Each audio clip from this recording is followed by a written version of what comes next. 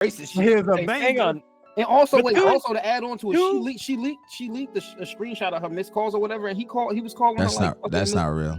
Oh, that wasn't real. That's Centel. Oh, okay. I was Look, about to bro. say. I see. Look, You got bro. Centel. You got Centel. You got I thought Centel. that was-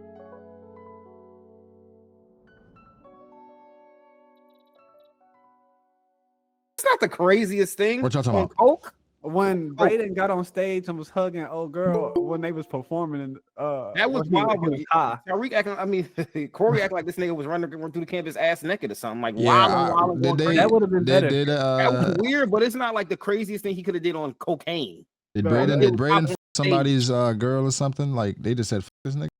Yeah, like Braden, they just said fuck Braden because like Braden ain't do nothing in the second He half. just became a crack, and then that nigga, That Tariq tried to son him on some like. He said, "Hey, my nigga, you a fuck up. He So started you my abusing- nigga, but he you started ain't we ain't abusing partners no more." fucking Oh, y'all niggas talking about power? Hello, Yeah, my Brago brothers. finally caught up. What's up, bro? You talking What's about up, the brother? master class? That was the Yo, We're not gonna go as far as to call a master class, hey, but like, hey, look, bro, that shit, Yo. that shit suffered from the Writers Guild being out. Don't put it out. Nah, come on, man. I don't know what it was, but it suffered. If they wouldn't have put it out, niggas would have wanted anything. Please, Like I said, I feel like they did a disservice by giving them like it needed another season if they wanted to do it right. But you know, I guess contracts were. I heard something saying the contracts were up, and so it was just like. I think what really like pissed me off and what grinded my gears, bro, is they gave us a mid-season finale and made us wait for this. And it was bad. It was. It's Listen, bad. I feel like it could have been better. I don't know how they can make it better with the time that they had. That's all I'll say. At this point, I said, bring back Raising Canaan. I'm just ready to see some quality. I mean, my expectations aren't that high at this point. No, Raising Raising Canaan is like. I think they about to introduce Reese. Raising Canaan is arguably the best written power show. I think now it is. Wait, over OG? Not over. No, well, I would say OG OG Power. They had like a 4 season. You know what I mean? The Vince McMahon. It was special. Yeah, that was special. That was a different time. I think Raising Canaan is right now after how Power Book 2, how it's gotten is definitely number 2. It's definitely number 2 at worst. Strong competition, but it's number 2. It's definitely number 2 at worst. I think the acting is better. I feel like the character motivations are better. Only thing like in Raising Canaan that I don't like, bro, is the accent. No, I mean that nigga be annoying sometimes. Bro. Who's accent? Who? Kanan. Come on, nah. That nigga. You think you gonna do that to my mother for real, my nigga? Yeah, he's good with that. He's good though. He's clean. You got me fucked up. I didn't really realize it until like I guess everybody started talking about it. I mentioned it. I was like, yo, what's up with this nigga? He tried too hard, bro. He tried way too hard. I think it's just enough. I think like just enough where it comes off a little 50 cent. My mother. You got me fucked up on my mother. I'm like, this nigga gotta get the fuck out of here. He said like bad, bro. Like, but 50 wasn't talking like that until he got shot. I don't know. I guess. For Raising Canaan, I just for whatever reason, what's his name? Omar Epps just felt out of place. He did. I think they just needed a star to draw people to, but he didn't do that. I don't feel like they should have casted Omar Epps there. It just feels like should have been like just another nigga. Yeah. Because it's like it feels like because it's him, they kind of focus on him a lot more than they need to. Yeah. And then he goes down. You know, he's not a bad actor, so it's just like it was just weird how his scenes were. But it feels weird to see him like in the physical state that he's in now. I mean, he's like 50. I guess yeah, but I'm saying like it's just weird, like to me, or I guess surreal just to see like how some people age. He's 51. Oh, that's the other show. I couldn't remember which one it was. Yeah, he's 51, man. It's always crazy when you see some celebrities, especially when you don't see them for a long time, and you're like, damn. Him popping it. Yeah, I was so happy when he popped his partner. Oh, the girl? She was annoying. Man, she was annoying as fuck. I guess she's doing her job. Trying to do her. Yeah, come on, fam. She was. I'm talking about this at the audience. Watching it, she was annoying as hell. It's so hard to find somebody who shot me when I'm telling you to leave it alone, nigga. I think it's fishy. I think it's fishy. Okay, nigga. If I got like a girl, that's like a girl saying, "No, I fell down the steps." Nah, you fell down the steps for sure. Or he in there beating you. Nah. I always fall on the steps every Thursday. That's somebody Coincidence. He drink every Thursday, and she fell down the steps. I mean, every I'm not Thursday. mad. She I'm went not from mad at them getting doing their concerned job to or her being doing her job. annoying. It's just as watching it was just like, come on, bitch. Well, like, the thing about it though, her captain was telling her to leave yeah, it move alone. Not on. job no more. It's the same shit that they did in BMF. Where it's I like, haven't watched BMF is just too. like BMF is wild. Oh, and they What had they Lil did with that Durk nigga's in the episode, the power episode. It wasn't that bad. Yeah, It wasn't wasn't that bad. In that It wasn't that bad. It Screaming was just like, why they put Dirk in literally because he's. But my thing is like, why? It was like appearances. Why but are they we brought the doing cousins in, and then it was like cousins gone. He's like, all right, my nigga, I ain't trying to catch a case. And I trying to catch a case. life. So then he's like, all right, nah, that's crazy. But shit, let's pivot then to you want to talk about Dirk or Thug? Did we talk about Dirk last time? We can talk about Dirk. I don't I don't think it's. Hey, much- nigga, look. Let me say this. Free the big slime. It was like Kaiba.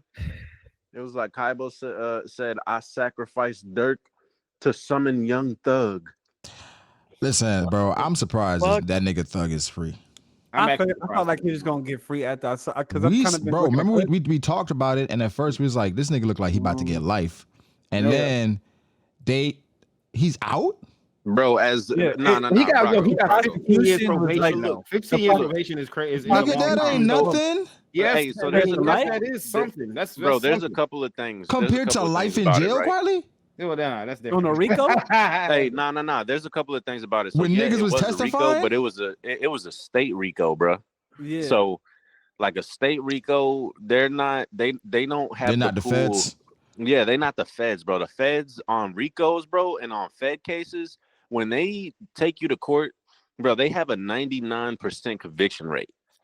I know the state doesn't have a 90% conviction rate. That entire case was like, because they had to throw out It was judge, goofy, they brought bro. another judge. It was goofy, bro. The whole the whole prosecutors thing was pretty bad. They wanted him bad. Pretty bad. Well, It was And like the judge on at one point was just saying that like basically in so many words, he was like, bro, like this could have been an open and shut case, but you niggas keep fucking it up so much to where like I can't call it They're a playing mistrial, games. but like nigga, like we could have mistried this bitch, but like I'm trying to help you niggas and y'all are Let not me making ask me- y'all, just from the perspective that you have, do you think Young Thug was guilty of any of the shit that they were saying? Yes. Nah. Wait, say that again, Brago? Do you think Young Thug was guilty of any of the accusations? Yes. Yeah, of course he was guilty of some of the He was accusations. Wait, Talking about hold on. It's- Castor said no. Castor, why you say no? Because he was truly humble under God, nigga. What do you mean? Okay, this nigga Big trolling. flathead. But here's Hey, the thing. Brago, to piggyback off of you real quick, bro. Like, bro, I know, I don't really like try to glorify the street shit or anything like that. And I don't think that should be put onto like young men, right? But bro, you gotta give fucking kudos to Thug because that nigga didn't say shit. He didn't make no statements. That nigga just, bro, he just I kept can't it give him kudos, composed. Matt, Why not? because he was putting out propaganda Yeah. on You Gunna. said he was putting out propaganda? On Gunna. Initially. Initially? No, bro. Listen, bro. But now you come back. It's like, can I work with Gunna? Am Bro, I allowed to Thug- work with Gunna? Bro, Thug never said that nigga was a snitch. Fighting. Nothing. No, bro. Didn't they have Average man, or him? you No, they didn't say he was a His family snitch. and stuff was like But no, but everyone. his family was Or, saying like, shit, one and then could there was be a little recording where he over, was one like, could be a little under, like he said as something long like as it "fuck ain't buddy," too much like tough, that. Corey, Like too get that much nigga. tough. It was something that he Too much alluded to. tough. You gotta Gunna. not, you gotta Yeah, the but first that, nigga out. bro, we don't know if that was 100% about Gunna. We really don't. And then the thing is, bro, for this dude to go and do what he did and ride the case all the way through trial and shit, bro. So you're And saying for you're him to acknowledging ask- that he's a real nigga? That's what you're saying. No. I'm just saying for him to ask to be able to work with Gunna, bro, that says everything that you need to that says everything that you need to know. That says really stay out of motherfuckers' business if you don't really know the shit for real. We'll see how they Let's say interact. I need money. We'll see how they interact one day when he's out. But like the propaganda, bro, he came out. Then his account tweeted some shit about like Drake and Future. No. Nah, that's that's true. No, that was Thug's account. That was his. Oh yeah, that was Thug's account. That was Thug's account. He just said like we need the we like too talented to be beefing or some shit like that. So why his account couldn't tweet something out about Gunna? Huh? I think they wanted to leave that like how it was, because for one, you got to think Gunna is directly related to the case on top of that, so you don't want to say nothing too crazy. But I think him saying that, yo, I still want to work with Gunna. At the end of the case, he's asking to work with Gunna in court. So it's like if he had tweeted something saying like, "Yo, nah, me and Gunna is all love. That's my brother." That would actually help him at the end. It's not intentionally incriminate. You need to kind of also see who really gonna turn on you. Look at all the niggas that turned on Gunna. I kind of want to sit down. You know what? Hold up. Don't say nothing. Let me see who really fucking with me, who not. Because now when Gunna and Thug start working together again, all these niggas that called him a snitch, oh nah, we can't fuck with him no more. Nah.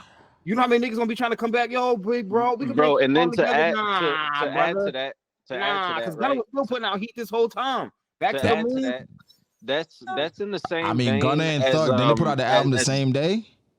Yeah, bro, that's in the same vein as like when 50 was talking about Lil Wayne and Birdman, how he was like, you know, all them people that said something about them, they family, they gonna come back and they gonna figure their shit out, right? They gonna figure that out. So the same thing goes with Thug, bro. Like, bro, they gonna figure that out. And then all of them people that was saying stuff that was saying that, oh, Gunna is a snitch, blah, blah, blah, blah, they gonna have to answer to that now. And then the last thing, right, is it's very obvious that Gunna was helping a lot of them niggas write their music. Namely Lil Baby. I don't know. I don't listen to Baby like that. I'm not gonna lie. Yeah, I don't listen to Baby. So bro, there was a nasty decline. Yes. And music once Gunna like kind of got out of the loop, bro. My thing is like if Gunna, because niggas counted Gunna out before he dropped that album. Niggas like he's done out here, he's a snitch, he's a snake. And then Thug dropped his album, Gunna dropped his album, and Fuck You Mean basically did more numbers than his entire album. Yeah. Would it be the same if Gunna absolutely flopped? That's all I'm saying. Or because Gunna is shit on fire, is that why he's like, can I work with him? Is he putting niggas gonna be more intrigued to hear what they do? Gunna's doing just as good as he was. I mean, he's actually not doing as good, I feel like, just because of the popular reception. But Gunna's still staying solid, but he's not so fire where it's like, yeah, I got to come back and be able to work with Gunna. He probably just like, no, I want to come back and be able to. This is a nigga that was on my label, and I would definitely want to be able to make music with this nigga again. Here's my thing. My thing is it a ploy? Is it like a tactic to kind of force Gunna to work with him? Where it's like, could Gunna refuse and be like, nah, I'm not working? We don't know what them two niggas could have been talking also behind the scenes. I think Gunna can't really so much like I'm cool because I'm just saying based off the propaganda and how Thug came out to defend Drake and that shit, he could have quelled that Gunna shit a long time ago. He could have did that instantly. Yeah, we didn't. That's all I'm saying. But in regards to the street shit, I don't think he did all of that shit. And like it's a possibility that some of the shit happened and he was just associated with them niggas, but like he did something. Or he greenlit something, or he provided something. Because I think that also you see the same way. Like Thug took a plea, Gunna took a plea deal. Thug took a plea deal. Niggas heard that in the past and just ran with it. Did Thug take a plea? Took a plea. He didn't take a plea. He did. He took a deal. He took a deal. deal. I thought he like turned down the plea deal. He took a plea and then they went for a non-negotiable plea deal where they talked about it in closed chambers. And the non-negotiable, the new one that they came out with was this one. That's how I saw it. I thought that like they offered him a plea deal that was the 15-year probation thing, but he had to testify, right? He would have to testify, and he declined that. That was the other one. So I don't know. I'm not too sure, but he still took a deal. You know what I'm saying? He's taking a deal. Like when you up for years and that is it a deal or was he sentenced? I think he's taking that. He's taking that instead of having the shit go forward. Okay. What'd you say, Caster? I said everything I'm seeing since you took a plea Yeah, deal. he's taking take any kind of he took a plea deal. Yeah, anytime instead of us doing this and going to trial a little bit longer, how about we demote the charges? You plead guilty to these things. We're gonna give you this much time and these consequences instead of this. Like I'm still taking a deal. It's just that Thug's deal. I mean, Gunna's deal involved him saying that YSL as a gang must end, not YSL as a music label. He fucking tried to like separate the two, saying like, you know what I'm saying, as a gang. And you know what I'm saying? When niggas, I would say this telling to you your in point, jail, Byron. or you just gotta say this quick little thing. It's like, yo, I don't know. I'll say this to your point. This, like y'all had a clip like very, very early on where y'all was talking about like, say for instance, it was like all of us talking with Fruit, and y'all was saying that like basically if your homie is did something that you didn't do, and like you get jammed up for your homie, it's like, nigga, you got 3 days. Yeah. Like the kind of or you not my man's because I'm not going to jail for you. So like I'm like, you think a nigga's about to take a RICO or some shit that he didn't do? Yeah, I don't expect niggas. I mean, I guess in regards to like taking a RICO or like not snitching, if y'all were doing crime together and you gotta hold like that. Me and Corey doing some shit together and I get away and Corey get caught, Corey gotta eat that. Yeah. You know what I'm saying? Corey gotta eat that. But if I do shit, you know what I'm saying? And then I get hemmed up because nigga, you better admit to all this shit. We not splitting nothing. Or I'm gonna tell him like it is. It's not even snitching because I ain't planning to do no crime today. You feel me? So like it's just one of them. I ain't planning for that shit today. So like that's on you. But in regards to the Thug case, felt like a clown show. I'm not a Young Thug guy. I'm not a free thug, free slime. I wasn't on the for so much necessary free slime train, but I am a Young Thug guy. I do like his music a lot, but I'm not just for freeing niggas just cause. You know what I'm saying? Yeah, I know. I saw people complaining. It was like, damn, it's slavery, 15 years probation. I'm like, shut the fuck up. Well, I will say this: when it comes to when it comes to niggas in probation, I think like probation is just like, of course, do what you got to do. Like, you know what you should be doing and what you shouldn't be doing. So stay outside. You know what I mean? It's just as simple as that. But like, I do be feeling like some of the, not in this case specifically, but some of like the probation terms be kind of egregious. Like you do a crime and they like, you got 10 years probation and just kind of setting you up to like just. I agree. Some of it is egregious. In this instance, I thought like. Yeah, I was like, okay, nigga, you as got opposed off. to life. Nigga, you better. Listen, bro, you better change your life. And Mariah the scientist, is that the chick? She won. But I was like, you know, she held it down and it worked out for her. It worked out because he about to come home, but like he better change his life, my nigga. You had what? It was 45 years. Nigga. That's like, and mad people died while he was in there. Rich Homie Quan died. Bro, he was facing life, dog. Kid died. I think he. And you got out with 15 years probation. He got to do like as a rap star, bro. I was like, look, I'm about to get a house, bro, or I'm in my house. But he can't rap about no gang. He can't rap about no gang shit. Hey, Aaron can't do that. He can write it. No, he can write it for somebody, or he could be in a song and somebody else could be talking about some gang shit. No, I wouldn't even play that. I wouldn't even get that close. No. Hey, bro. Just kick back. Before. I'm like, bro, so can I be on the hook? And he can't like be around felons, right? He can't be around felons. He can't be around anybody associated with the case other than his biological brother and Gunna because he's contractually obligated to Gunna, which is for the best anyway. Fuck him. Listen, bro, nigga, you were facing that. I don't know if you're gonna switch to gospel or whatever the fuck you gonna do, but like, you got off. It's so much other shit you can rap about, bro. He ain't got to rap like that. Like he can still. He's a great artist, bro. Like he's not about to go full Will Smith, but like you can make good music without like talking about killing niggas. He can still talk about killing niggas. He can't talk about no gang shit. No, you cannot talk about killing. You cannot talk about killing, bro. They gonna be because them niggas gonna be listening, bro. They gonna be listening, waiting. And he got 15 years to like. I mean, 15 years probation. He's not talking like that anyway, but yeah. Nigga, after what you were facing, you better be on some like. He can talk his shit. I just beat the Rico. No, but he can talk his shit a little bit. No, I would not do that. No, I'm not. Bro, niggas to go and pack you up. Listen, bro. You can't. I just beat the Rico. Nigga said, it's way too early for that. You can do that maybe in a year. Honestly, bro, no bullshit. You should retire. Nah, he need money. I don't even think he You don't necessarily think- needs you to don't think he retire, got- bro. You don't think he can I retire? think Whatever this. I don't think I'm he talking about- necessarily needs to. I think he just tames his music, finds a different lane for himself. Right? bro, just my sit thing back. is just like He my gotta thing. go on tour, bro. Or I don't even know if this he is what I can would go do. on tour though. Can Yes, he? he can travel and stuff for music, from what I Okay. Yeah. So look, this is what be on tour. this is what I would do.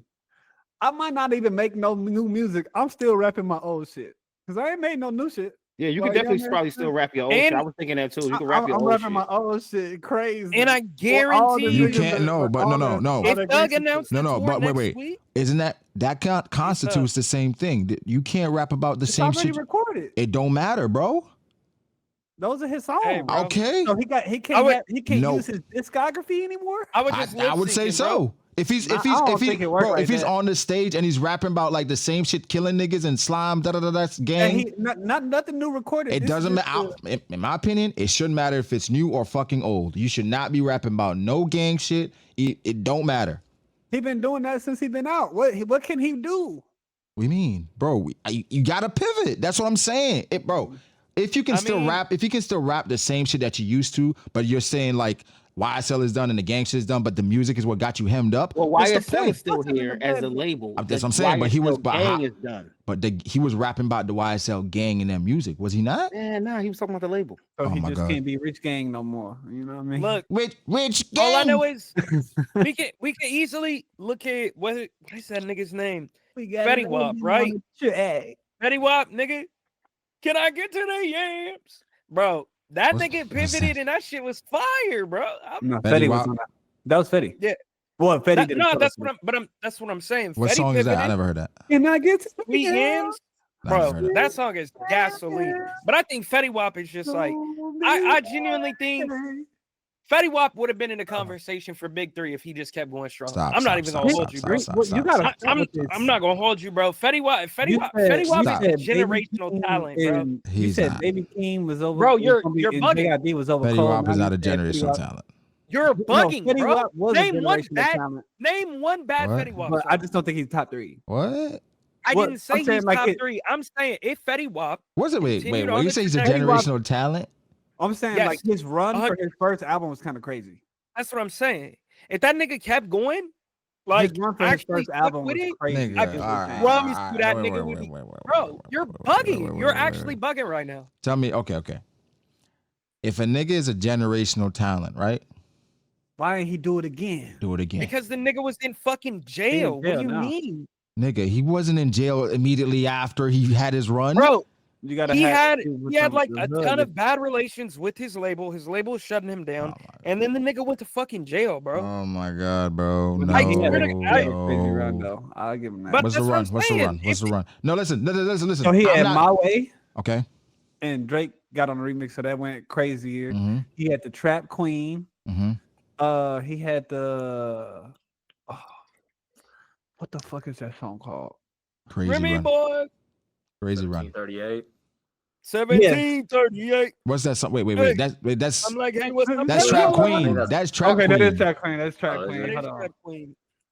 I gotta look it up. Listen, I'm not mad at y'all saying he had a run, calling him a He had a generational. run. That's all I'm saying. I'm not saying. Corey, top you call him a 3. That's generational talent. Hey, nigga, Bro. you know how hard it is to make a single like, and he had like 3 or 4 of them hoes, like back to back, like that. Nigga, that does not make you generational. Bro, hang on. Off the rip, I think You that's get kind of niggas get hot. Niggas get lucky. This nigga's not even. Niggas don't get that. hot. No, you Like, cannot be, oh, bro. like, To be generational, you gotta do it again. You gotta do it again. And, Okay. and he, bro, go listen to his newest album. It I'm not dropped doing that. 2 years ago. Come on, Cassie. I'm not listening to that. It's fire. I'm telling you. Wait, okay. If If Fetty y'all are Wap calling, if y'all are calling Fetty a generational talent, how far back does this generational talent label go for rappers? Because like, if y'all are saying Fetty Wap is a generational talent, a lot of niggas are Niggas out generational there kill us talent. in the comments. No, No, look. I was I think it's rare I was because reading the bro, comments. everything that nigga touched No. turned into fucking gold. Not everything. Stop. Not everything. He had a song with Yes, DJ Envy. no, He had a not song with everything. DJ Envy. That was so crazy. They But threw a Cassie- lot of money behind it. That shit did not do nothing. Okay, Listen, bro. this is what I was saying. I'll re-clarify. what you saying, Ollie? I think he had a tough run. Like, I'm with just you on admit that. it. I think he. I'm with you on that. I'm with you. Generational keep it at talent, that. insane. That's all I'm saying. I think he had a good run. I think he was talented. I agree with you. Bro, he only got to run one race. That's what I'm saying. Like, bro, stop. I'm not saying a nigga is Usain Bolt off the rip, but I'm saying generational talents are Jay, Kendrick, Drake. And how many studio albums did these niggas have? How many EPs did these niggas have? I think even niggas like Andre 3000, right? Okay. How many albums does he have? Bro, I don't even fucking know. Lauryn like Hill, generational talent. Yeah, she only got one album. That's what I'm saying. It's like with Fetty Wap. And she still turned to this day off that one. He got a good vibe. I liked his run. But like she's still torn. Generational talent is like, bro, you know that if they apply themselves, they can definitely do it again. With Fetty Wap, I'm not sure. Well, then with that argument though, they say Lauryn Hill can't do it again because she didn't make another album. I'm 100%. She chose not to do that. I'm telling you, Brago. Did she choose not to because she not? You really debating this with Lauryn Hill? Did she make another album? Why not make another album then? So I mean, it just depends on whether or not you see her as a generational talent. And then it was like, no, I think she is. I'm just saying the argument is like, because I think I was listening to this nigga, like he basically like I don't know if it was Ryan Glasper or whatever, but he was on the production side and he was saying that Lauryn Hill didn't write most of those songs on the Miseducation, and like she stole, like that's why she got sued and they won and all that shit, and then they wasn't credited and all that other shit. So like I'm just saying to play devil's advocate. But writing credits is like it's such an. I'm saying if she basically took their songs and like. But I'm saying like you could get writing credit for like suggesting like you can get, and if you're not credited for that, you know what I'm saying? No, for sure. I agree with you. Like it's a spectrum for sure. But what I'm saying is if she's that great, why didn't we hear another? I'm not saying it had to be as great as the Miseducation of Lauryn Hill, but why did she made one album solo and then that was it? I mean, I think it's off the talent and off what we've seen from Lauryn Hill. I'm gonna give her the benefit of the doubt. I can't do that with Fetty. I mean, I feel you. I'm with you. I'm just playing devil's advocate. Yeah, I like Fetty. I just can't do it with him. I don't see that. I think here's where we get to when we talk about generational talent. Like what's the bar? What's the line where it's drawn? So like is Young Dro a generational talent? No. And here's the thing. I think Young Dro is a better rapper than Fetty Wap. Does he make better music? I like Shoulder Lean and Rubber Band Mix just as much as I like My Way and Trap Queen. I like Shoulder Lean more than both of them. I think Fetty Wap is more. I think Fetty Wap is more influential, and I think Fetty Wap came out at the wrong time. What? The wrong time? Also, wait. Yeah. But I think Fetty Wap came out at the wrong time. Absolutely. Fetty Wap's songs are timeless, though. Bro, if Fetty Wap would have came out, if he would have came out maybe 3-4 years later, he would have popped off way more. And then the melodies, the way that he was making music, bro, Fetty Wap was like one of the hottest things going in 2014, bro. That nigga was on fire. Then how can you say that he came out at the wrong time? Because I don't think that he benefited from the type of music that he was making, and then the industry hadn't shifted to that yet. Yeah. Look at the people that came out after Fetty Wap and like the type of music that they were making. They were following his formula. My thing with Fetty Wap, I wasn't looking for Fetty Wap songs. I heard them. Mm-hmm. I heard 3 songs. Yeah. My Way, Trap Queen, and Remy Boys. Yeah. Those are the 3 songs I heard. Mm-hmm. Right? And they were good songs. I enjoyed them. I mean, Drake got on My Way, and that sent it out the stratosphere. Yeah. Trap Queen was already a big hit, but it's just like, Matt, I don't know if you heard, but we're debating whether or not Fetty Wap is a generational talent.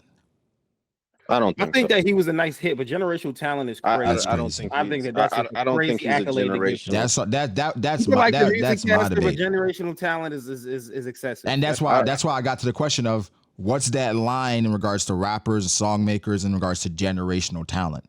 Right. So we would have to start. Generational talent look, is it's like a Nicki Minaj. We would have to start all the way back at like the 90s and then just work our way up. Gotta Google generational talent because and work our way up. Well, generational talent, I feel like for those people, those are people that stand at the top, and they would be at the top regardless of whatever era they came out. Yeah, that's how I look at it. Okay, so Drake is definitely generational talent.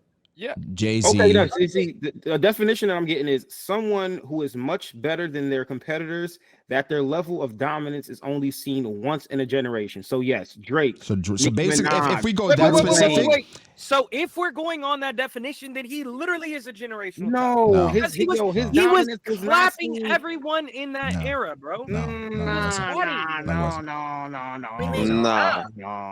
He wasn't. I'm sorry. I can't go out there with you. No. Wait. Caster, you gotta unpack that. What do you mean he was clapping everybody at that? Bro, he had 3 hot songs, bro. Like, what do you mean by that? That's chingy, bro. What are you trying to say right now, Matt? Yeah, no, like I'm asking. That's chingy. What do you mean? What do you mean by he was like? So what was he standing head and shoulders? Wait, hold on. Okay. Was he standing head and shoulders above everybody at that time? That was like new. In 2014, I would say yes. 100%. I can name more chingy songs than Fetty Wap songs. Nigga, get out of here. You're unserious. I'm serious. Look, bro. Everything that nigga put out that hit the radio is a certified classic. Nobody else in that era was doing that. He got 2. He got 2. As far as rap, he got 2. As far as rap wasn't already established, and like I said, bro, this nigga was on a small indie label, and these niggas were shysting the fuck out of him. There's a whole video essay about it. You can go watch it. I'm not saying you need to. I'm just saying this is what happened. So I think Fetty Wap got fucking snubbed. I think if this nigga was allowed to run the way he's supposed to, this nigga would have been up there with the greats. The greats. Okay, here's my thing. Here's my thing. Here's my thing. Yeah, here's my thing. Here's my thing, Caster. Fetty Wap. Like I said, he's basically chingy, bro. He's chingy. Right there. Holiday In, and One Call Away. One Call Away. Those 3. And when are you listening to them shit? When was the last time you heard that shit in the club? Okay, right there, maybe. When the last time you heard Trap Queen in the club? Maybe like every day. That's real. Pretty consistently. Nigga, what? What do you mean, nigga, what? Nigga, nobody's playing Trap Queen in the club. To the club. Nigga, I've been in the club more than you have recently. Bro. No. Wait. Hold on. I think that I'm pretty sure that I would hear a Fetty Wap song before I would hear a fucking Chingy song. I don't know. Right there.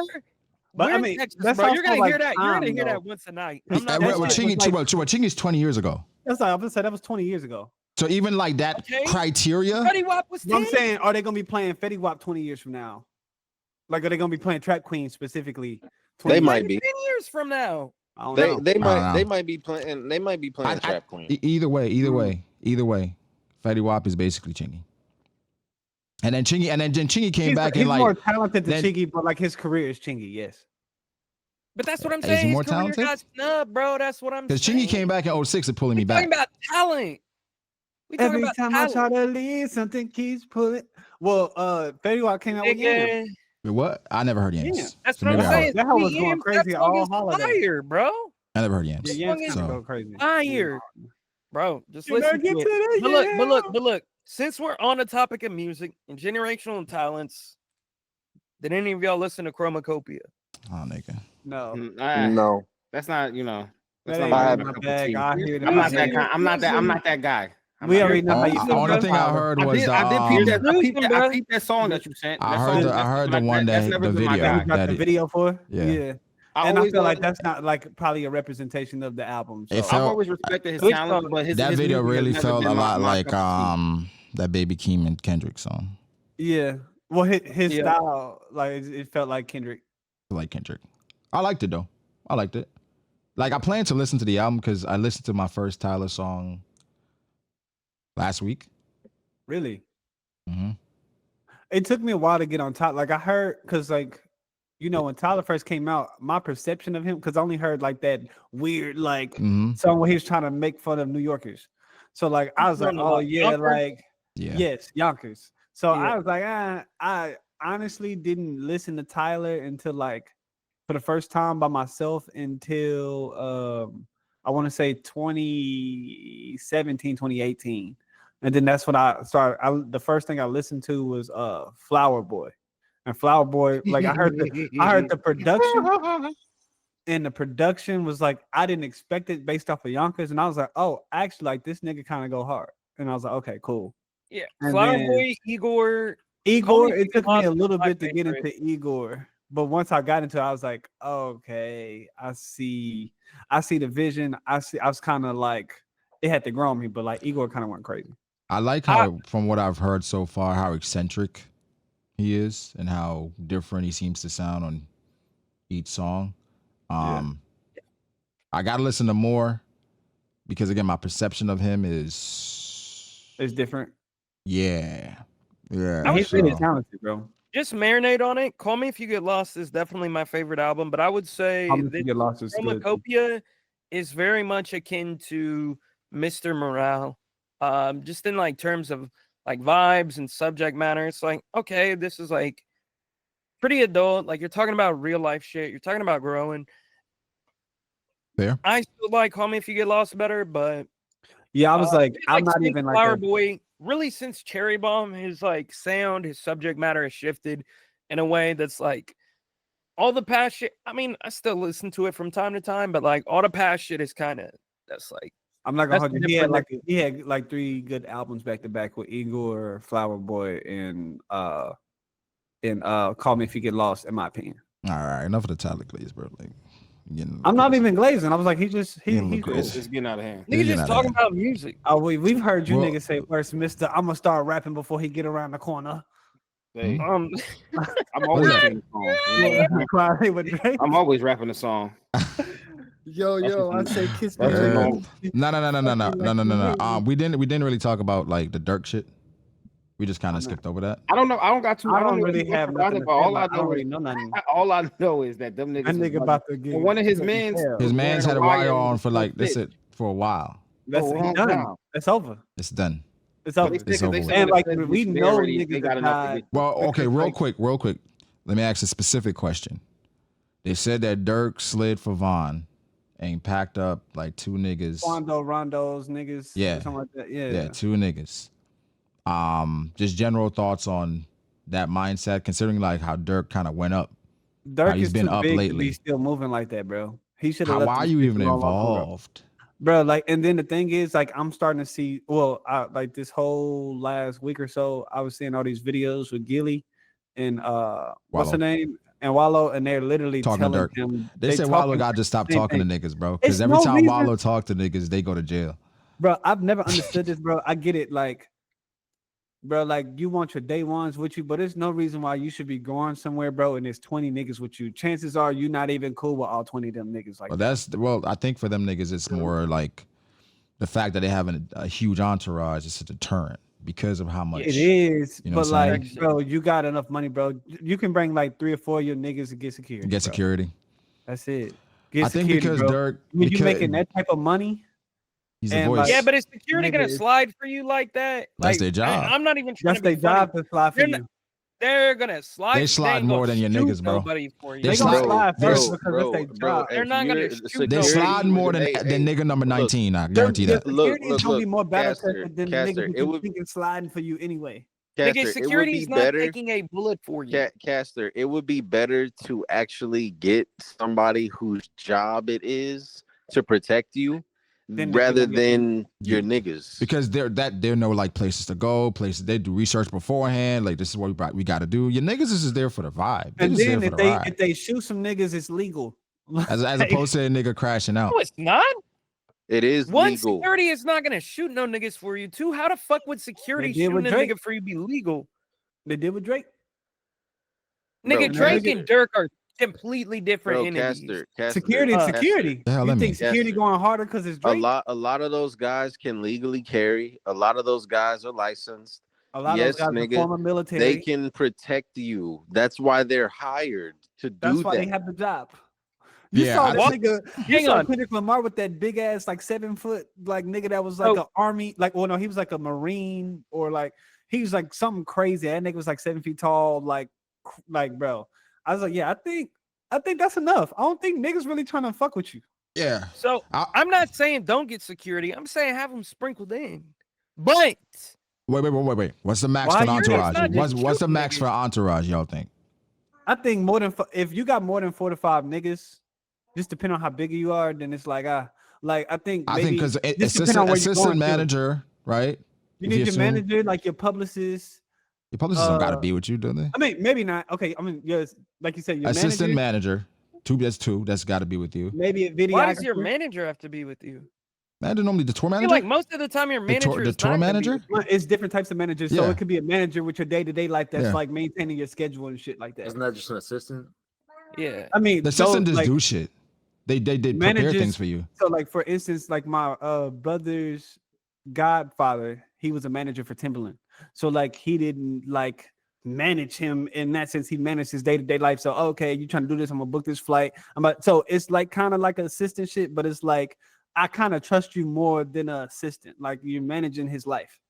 Like, okay, bet he gotta do this. I'm gonna make sure this shit. Okay, but I'm about to book this tour bus and we like that whatever sounds more like an assistant. Yo, wait, it is. Like, I'm saying like those are also managers. But I'm saying like in terms of a manager, why would you want him on your side? Like if I wanted a manager, if I'm Dirk and I got a manager, I would much rather have him working on my career. Like you being next to me is like, yeah, sure, you can still work, but you ain't saying like present. Like just because, say for instance, I thought we were talking about specifically with the Gillian Wallow shit. Like I'm saying like I'm saying that your manager can be there and not be on camera. Like I think that still counts as your entourage. There's people who are going to you. But like, why? With you. I mean, it's kind of like when what's his name? Ian is Joe's manager, right? Joe Budden. Yeah, and he'd be at the podcast, like all the time. And I guess it's I don't know. I think it's like seeing the day to day. That's different.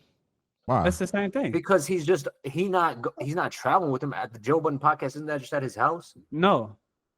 Wherever the fuck they go to, like that's not the same thing as like traveling with somebody. Like if I'm and what if that nigga don't live there? Hey man, I don't think he's paying for the traveling. I'm just saying if he's showing up as a term, like if he's just showing up just to like watch the podcast, I mean, it's your job. Really just my thing. Time. What else is my manager doing though? Like, you immersing yourself in whoever you manage. Because also as a manager, seeing the experience with my friends, I just need the number one priority for you to be is make me money. Like I'm not paying for you to be hanging around me. No, but he can see opportunities. Have multiple clients though. It's more so at the business thing. I'm not saying that your manager has to be with you at the crib and smoking weed and all. Well, that's what we're talking about. We're talking about the entourage, like the manager being part of the entourage. Don't make sense. We were talking about the entourage specifically, like during like an interview or like when you like pulling up places. Like he's pulling up to interviews with 20 niggas behind him. Real quick, before I forget, Matt, to your point about security, I think security is dope, but at the same time, didn't we see Rick Ross's security get the dog shit out of security in front of Rick Ross a couple months ago? You can tell. I don't know. Real security is like what 6ix9ine had. Niggas couldn't touch 6ix9ine. Well, I mean, I don't know if 6ix9ine was really putting himself in position to get hurt. Like, remember when he went to O Block and it was like fucking 5 a.m.? I kind of agree with Castor where it's like, yeah, I want maybe like 3 security guards, but if we're like, if I'm Dirk and we part of a gang and you like, you know, my OG, whatever, you part of this lifestyle, I'm gonna probably trust them more than I trust security. Like, no cap. But you gotta, even if like you gotta think about how that looks optically, because like now, like government entities are looking at you like you're funding and like organized crime and shit. Like if I got 2, like let's say I got 3 security members and I got 2, like let's say, you know, day ones, that's gonna look crazy. No, that's cool. 5 people is cool. I'm talking about. I think that's a good. I think with what Dirk is in, I agree with 5 niggas with you, and 3 security guards. Yeah, that's cool to me. So, hey. Them niggas always got to bring the whole hood with them. Like that's how you. Yeah, 20 niggas. 20 niggas is ridiculous. And it's crazy because like out of those 20 niggas, some niggas are just leeching because they like somebody leeching, somebody just waiting to like somebody envious, somebody just there just to see what they could be a part of. My thing is like now. Does each of us have 20 niggas right now? It's all solid though. All your real niggas. Nobody got. Does each of us right now have 20 niggas you bring with you that you trust? Right now, 20 niggas. 20? I would say nobody got 20 niggas that they think is solid. Nobody. I can name probably at least 15 right now. 15 solid niggas in your circle? Solid. I think maybe like 9 or 10. Like not including family? Not including family. I mean, y'all must not be real niggas. Real track family real. Members. Real track real. You know what I'm saying? I'm not talking about no family members. I'm talking about met these niggas through life. You ain't got 15 niggas that's gonna slide for you, bro. Okay. Hey, we live different. I think I got like quality. Like, all right, slide on me then. 9 or 10, but that's crazy. Don't say it. I make 10 phone calls. Nah, I don't got 15 niggas that I trust like that. I probably got like 3 to 4. I was gonna say if you got like 15, I feel like the level of trust among the 15 ain't as tight as it would be. Like 5. 15 niggas I can hit up, but like that ain't. It's gonna be a little like. We talking about like 15 motherfuckers that would take a bullet for you. Like how many captains you got? No. You got 15 people willing to take a bullet for you right now. Quietly. That's what we're saying. No. Like I got 3 or 4 tops. Yeah. Wait, hold on. What did Quietly say? I say yeah. Nah, you capping. All right. You gotta be. You live different realities. Quality by the text. Quietly's just Whitebeard. I don't know, That's Blackbeard. That's Black Whitebeard right there, bro. You just I would say Whitebeard don't even got 15 people that would take a bullet for him. I said Whitebeard. I mean, Whitebeard probably wouldn't even. I say this. Backstab, bro. Stop talking about Whitebeard, bro. His own closest people. I would say back home. Back home, I got like 10 though. Luffy got like 8 niggas. So I mean, that's because y'all all grew up in the same roof, you know. Nah, wait. That grew up in like an orphanage. What's going on here, yo? Hey, what's up with these niggas? I had to shoot one quick one. Hey, that's crazy. All right. Let's talk about like some shit that's been popping off lately. You want to talk about like? Let's talk about Megan because I've been seeing a lot of the Megan shit. Let's get right into Megan. Great rappers. I'm tired of this nigga music. All right, no cap. I'm gonna say this. I'm gonna say this real quick. Go ahead. I'm gonna say this real quick. The Megan shit is popping back up with the Tory Lane shit. Yep. Only thing, she released a documentary. Yep, she did a big tell-all doc. They talking about LeBron. They talking about who else is on it? They talking about Diddy. What they say about LeBron? Because LeBron was LeBron had shit, bro. He had the Diddy parties and everything. LeBron was there. All he did, bro, he had Tory Lanez on Instagram. He's like, man, Tory's fire. Like he had a song. That's all he said. And it was during the same time while everything was happening. I was like, I mean, it's just like music. But basically the shit that was popping off was Meg saying that she lied to Gayle King and that she did fuck Tory Lanez. And she said, we said that on the pod. And she said that I was maybe once or twice on a drunken night. And so, both times. Yeah, he always got her when she was out. Hold on. But what people are taking from that, I saw like, because I saw a tweet with like 52,000. I saw another tweet with 76,000. People were like, Tory Lanez was being predatory, and they were throwing around the R word based off of what she said. A lot of he was always catching her on drunk nights when she was slipping. I got listen. I haven't seen the doc. That's the only thing that I was like, "What are we doing, bro?" No, that's what she said in the clip. He was like, "Yeah, once or twice." She said it was always like, you know, when I was drunk out of my mind. But the thing is, I always find it weird like that because if we both getting lit and we both lit, why you the only nigga drunk? It's still like, yo, they will still say like if you have sex with somebody and they're intoxicated and you're intoxicated, and that's like rape. And again, I want to be sensitive. Was I not supposed to say that? Right. I want to try to be sensitive, right? But at the end of the day, we can't in one breath say, yeah, I fucking lied. That don't matter. And then she say some other shit, then immediately believe her. But some people was also saying this though. Exactly. I also want to hit this. I'm like, what if she? And then, nigga, I saw a clip today. They dropped with her and Tory. Yeah, on Quarantine Radio. On Quarantine Radio? Yeah, I'm like, she don't look drunk out of her mind there to me. Bro, my thing is, wait. They also said this too. They said they've been letting Kanye go off for decades of his mental, like him spiraling out of control because his mother passed. Her mother recently passed, and nobody's giving her the same grace. They did mention that. Wait, no. A lot of people are giving her grace with her mother passing. I just think no, but they're not saying that even now, like she was going through it multiple times, getting lit, being with this guy, and that wasn't really what her heart was at. My thing was, she probably was definitely. So where's the accountability? She wanted I think that this makes everything extremely less credible because you definitely could pull this up and be like, yo, she wasn't being truthful. Hold on. But she's also saying though too, in that case, my thing is, yo, this is something that we got to do as human beings. People act like telling one lie makes you like a liar, and at the same time, she was on the interview to talk about some other shit, and now you ask me some whole other shit. Guess what? I'm a lie because it ain't none of your fucking business. Wait. Sometimes you lie because it's not. It's literally. It was a relevant question though, Q. I don't want to tell you nothing. Yeah, I got 3 things to say what you said. I'm gonna start backwards. The first one is, yes, I'm gonna ask you if you guys are intimate because it's an interview where a man is going to jail and he allegedly shot at you and they're trying to establish the relationship. So yes, and the motive. So that is a relevant question. 2, when you said, I forgot what you said. But and it was going for a little minute. Damn. I'll play. To your point where you said that people act like when you lie once then everything else is a lie, but I agree with you to a certain extent, but when somebody's going to jail for a significant amount of time, credibility and like your character is like a big piece of that, and he's currently serving time right now. So I think that is a big thing. If you're lying about this because somebody caught you off guard, what else did you lie about? And then lastly, we heard sometime earlier, or sometime within the last year, where she had that gay assistant, and she was fucking another girl in the car. He didn't want to be in the car, and she basically was threatening that nigga and she was lit then. So like, I'm not trying to hear about what you was lit doing with Tory Lanez because you've done other shit. So like, it's not a one-off. It's not like he took advantage of you. Like you have a history of getting lit and being wild and sexual. And again, it's tough because. You don't want to. I don't want to pile on, and that's why I didn't tweet anything about it. I was like, all right, I'm just gonna leave that shit alone.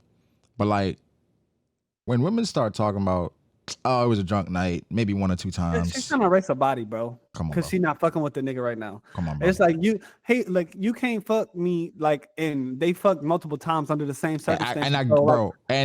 So how do you? I'm willing to bet. It was more than 1 or 2 times. It was more than 2 times. Exactly. Was it once or was it twice? I think that's a big thing. If you fucked the nigga multiple times. Of course. Now you're trying to water down. We're getting crazy. Here's the thing, bro. Bro, it's facts. Q, come on, Q. Bro, Q. If you fucking a girl, right, bro? You might not know the exact number of times, but if you fucked her if it's more than 1 or twice. You're not gonna say one. Hey, look. It depends on who's asking me. That's what I'm saying. It depends on who's asking. If I fucked her once, I can fuck her twice. That's true. And if she said I fucked her twice, I probably fucked her more times than that. Yeah, exactly. You probably got to multiply by 3. Here's the thing, bro. No, go ahead, Cassie. I see you over there fuming. Here's the thing. I'm not fuming. I'm not fuming. I think it's just the whole conversation is just head ass. Cause like, bro, look. Am I saying Meg lied? No. Do I think her homegirl getting immunity and having residue on her refusing to testify is kind of fucking sus? Hey, bro. No, that's what you said, Cassie. That is what you said. Am I saying that she lied? No, I'm not saying that she lied. What I'm saying is I do think it's a little bit suspect considering the nature of her friend getting immunity, refusing to testify, having gunshot residue on her, like all this other shit. I don't know. It's fucking sus. I'm not a fucking forensics expert. I wasn't there. I don't know. Keep it a bean. I don't really give a fuck. I will say, however, we seen this bitch posted up in a bed with G-Eazy. We did. Based on the fucking shit you seen of her and Tory, you're a fucking dumb if you think that bitch was not fucking that nigga. You're dumb. Like, I'm gonna just keep it a stack with and you. She didn't know what was going on. But that's why I don't like. Here's the thing, bro. Women lie about their body count and who they fuck all the fucking time. Right. All the time. Every day, I don't even ask that question. I'm not even gonna say that like destroys her credibility. I just think it's like this is the same thing like we talked about earlier with like the SBS and fucking finding out about Kizaru. It's like, bro, if you just paid attention, you would have known this shit. Hey, Cass, with the Kizaru shit, a lot of niggas was against that take. Yeah. A lot of niggas wasn't fucking with it. We got niggas on record. But the niggas that have reading comprehension, we knew that's the only reason why I had to send a few shots, because it was a lot of niggas, right? Yeah, it was a lot of niggas. That's all I'm saying. If you paid attention, it's like obviously she's fucking this nigga. I feel like it was obvious. Like everything pointed to it. So like, why is this now? But my thing is like, bro, damning evidence. I don't care about her lying about fucking him. I don't care about that. Yeah, I don't give a fuck. Like you said, that's what women do. I don't like the spin of that they're trying to make him sound like. Oh, maybe once or twice when I'm drunk out of my mind. What are we doing? Come on. And I think that's just her yapping. But I do think niggas took that shit. Niggas took it and ran with it. It's a way to shade away from accountability. Like, that's the only thing that I didn't like about the clip. It's a way to take a little bit of accountability off because now you're saying that he possibly raped you. I mean, one mic. Took advantage of you. Yes. One mic. Go ahead, Q. Okay, Nas. I was just saying that. I was just saying the fact that the only thing that makes it look bad is just the she's trying to deflect a little bit of accountability off herself by just saying, yeah, I did do it, but I was sauced when I was. That's my issue. That's my issue. Just to show, like, yo, I was doing it, but I was sauced up. We just call them bullshit when we see That's it. Bro. It's BS. Other than that, bro, I don't give Other than that, I'm not delving into like if Tory did it or if Tory didn't do it. All I'm saying is, in a moment like that, you know y'all were fucking for real, because that was the whole reason why the argument happened between you and whatever. Y'all was fucking. It wasn't just when you was drunk, because you would fuck Tory if you wasn't drunk. I'm sure you probably fucked him when you weren't drunk. Wasn't the whole beef about her? Wait. Correct me if I'm wrong. Wasn't the whole beef initially like the whole he's fucking both of them? Incidents? Yeah. So exactly. I'm like, we knew that. And allegedly, Tory was dealing with her friend first. Yeah. And then, if I'm the friend, I was like, if it was obvious to us, you didn't see that they was fucking. I mean, sometimes when you're close to a situation, you don't see it. Yeah. Can't see the forest from beyond the trees. She knew, bro. It's Meg Thee Stallion, bro. Meg got all she knew. Bro, but Meg could pass it off as like, it's just a collab. We just rapping. I mean, hell no. But look, bro, Tory told us point blank, no one girl can satisfy me. Nigga, you knew what time it was when you was talking with this nigga. There's no way, bro. Either way, man, like that was my only thing with Meg. Like, we can't accuse niggas of rape and shit like that unless we're really sure. And then to say like because of that, I don't know. I don't think she was trying to. I think that's the way a lot of people. Yeah, a lot of people are spinning. Saying how people went off that. Oh, look. Her. Yeah, not her. Her thing is just like, if you're gonna say you fuck him, just that's what it was, bro. You know what I'm saying? Like, it was just you throwing out. When I was drunk, it's like you trying to like get rid of the body and say like it wasn't really like. Yeah, you're diminishing it. Exactly. No, like, come on, bro. That's how we saying with her. That's it. The rest of the conversation was like everything else. I'll let other niggas handle that. As far as Meg though, there's a clip surfacing about Joe Budden saying, hey, he don't like Meg. It was like It was like a bunch of shit happening with Meg. I'm like, I don't know what she be doing behind the scenes. But niggas don't like it. I don't know what she be doing, but like, you know, it's crazy. But then again, I'm not trying to hear about who Joe don't like either, because Joe is a bona fide hater. He be up some bullshit too. I feel like I say this every episode. Joe is a fucking hater ass nigga. So that nigga's judgment does not. It don't move. Nah, he is a hater, but he definitely be pandering to the women. So that's when he said he hates Meg. It was like, oh, what really? What's going on here? What did you do to make this nigga that mad? But like, let's talk about Shaq, man. Yeah, I wanted to go right. Wait. You're right where my mind's at. Yeah, segue right into that Shaq. What you see what Shaq did? Oh, bro. Shaq was on a podcast. Okay. Shaq was on a podcast with Angel Reese, the WNBA player, right? And Shaq is supposed to be like a mentor / you can say somewhat of a father figure, uncle, because he walked her out for like her senior night and stuff with LSU, right? She did all that. He did all that, right? Because so it's like a relationship based on how it was portrayed, that like this is like a mentor. Like, you know, like I look at him like as like an older guy, like around my dad's age, you know. So then they're on the podcast and they're talking about marketing, And I don't know if we all saw Angel Reese in the club that time. Yeah, with the booty shorts. Which on Wildin' Out. On Wildin' Out. She had on the booty shorts, right? But that's not the only time Angel Reese has worn some shit that was like, you know what I'm saying? She understands that. I wasn't familiar with her. She does a good job. She understands how she looks, and she does a great job. You know what I'm saying? It's very marketable. It's very marketable, and she's making the money off that because she ain't making that WNBA money. That's a crazy shot that was unnecessary. What? But we have Shaq. We have Shaq. He goes into marketing and he says, "What if you wore those booty shorts?"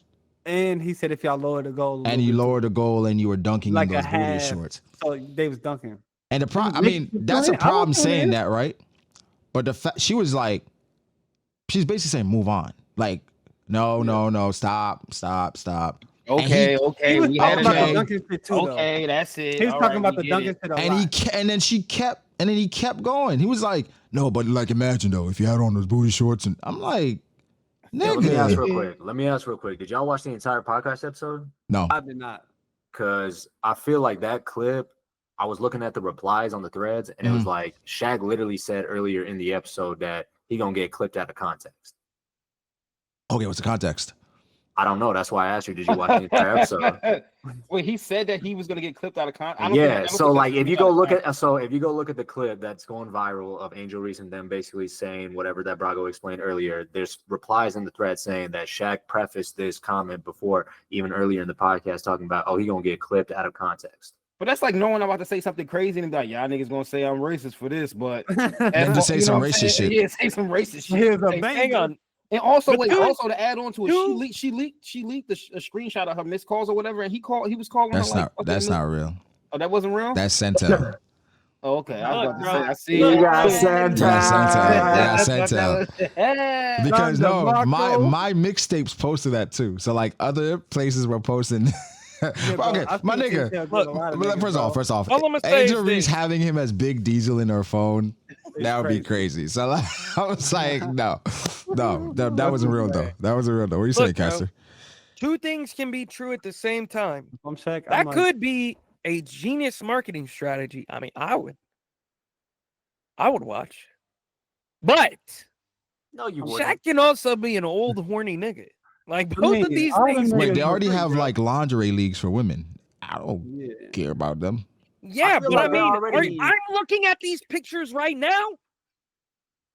Brother, I feel like they're already kind of pandering towards that audience with this like whole fashion shoot before the games now. Like I feel like it's gotten blown up a little bit more.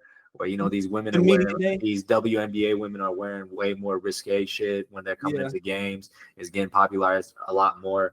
I mean, to be fair, back to what I said, I think that's a good idea though. Yeah, I'm not mad at it, but I'm saying going back to what I was making the point of, where it's like we don't know the context. Like, yeah, that clip looks super fucking bad, and he's supposed to be this father figure. But if Shaq already had prefaced like that episode talking about, oh, he gonna get clipped because he already got people looking into that relationship in a weird way, where it could be literally nothing. Like, as a father figure, I'm pretty sure that is what she is to him, or he is to her. I don't think you should ever be saying stuff like that, but at the same time, there's no context he can provide to make that shit look better. Nothing. I mean, what if the context was like, what do you think would draw more viewership? It don't matter because she's saying to let it go. I mean, Castor just said that he fucking was watched the NBA if they was out there in booty shorts. But she and there is hold on, and there is. If a titty could pop out in the NBA, WNBA, but I'm saying like, take it to another level. Like, this ain't even like the craziest shit. Like back in the day, I don't know if this shit's still going on, but MTV had like some lingerie football. Like, you ever seen that shit? I've seen it. Like chicks are literally in their like in a 2-piece. They got shoulder pads on. They playing football. I've seen clips of that. Yeah, it's to attract niggas. Exactly. But no. I think for these women, they don't want to be known just by how good they look. They want to be acknowledged as real hoopers.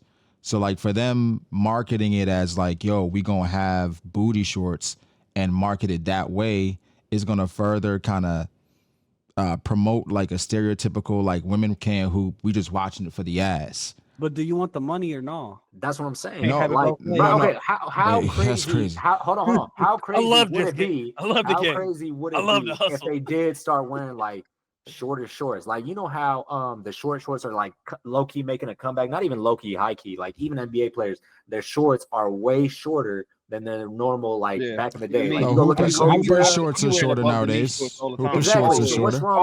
What's wrong with women doing that? Because I'm not niggas ass don't be fat in them shorts. And plus, niggas is like people. The dick prints don't be fat in them shorts. You already go into other than Kyle, niggas ass don't be fat in them shorts. Mike Lowry. My thing. Here's my thing, bro. I don't feel like these women want to be viewed that way in regards to like you just watching because of the ass. But that's besides the point. My thing is like, even if Shaq says, is this gonna get clipped out of context?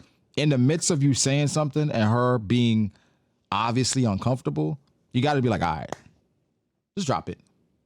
Just drop it. I do think, if he's like her mentor, that is a little bit. Because now the relationship might be tainted forever. Maybe, but they also could be like close enough to where it's like, yo, you asked me a question on what I think could possibly improve the viewership in WNBA. I'm just being 100% honest. But then don't use her as an example. Use another girl. Use another woman, or just use a hypothetical. She just recently had her ass out on Wild 'N Out, though. But if you're my mentor, you're not looking at me that way. If you can't have your ass out though and be like, "Why are you looking at me?" My ass is out. You're telling me you've never been in the gym? You've never been in the gym and you see your homies meet and you're like, "Nah, what? No, never done that." That was the craziest. Like, never not slapping his ass. Never seen nobody meet. It's wild. That's Wait, Casa, finish it. You what? Finish it is even crazier. You saw the meet and what? What happened? What was the reaction? Fucking swallow that shit up, Casa. Go ahead. It's a spicy hot dog. Like, that's crazy, my nigga. That's insane. Good boy, like man. That nigga like dudes. At the end of the day, I'm not mad at the idea. Wear shorter shorts, dog. Hold on. I might start watching some WNBA. Listen, okay. Here's my thing.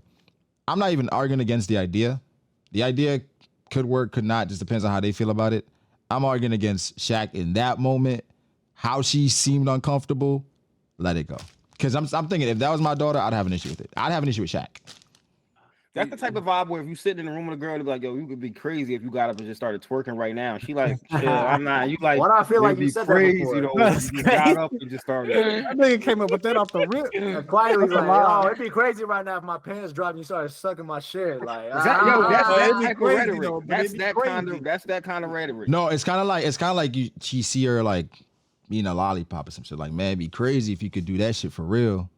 Be like, what the fuck, nigga? I'm not on that type of time with you. That's kind of the vibe that she was giving with him. Like, come on, what we doing? But she asked the question though, so he kind of just segued. But it's almost like one of those situations when niggas talking to a female, then they just sexualize some shit real quick.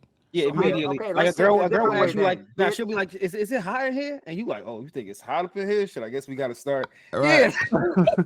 Corey and his monkey. You go straight to the video. Yo, it's like, hold on, dog. I'm just asking if you know, like, take your shirt off, nigga. Take your shirt off.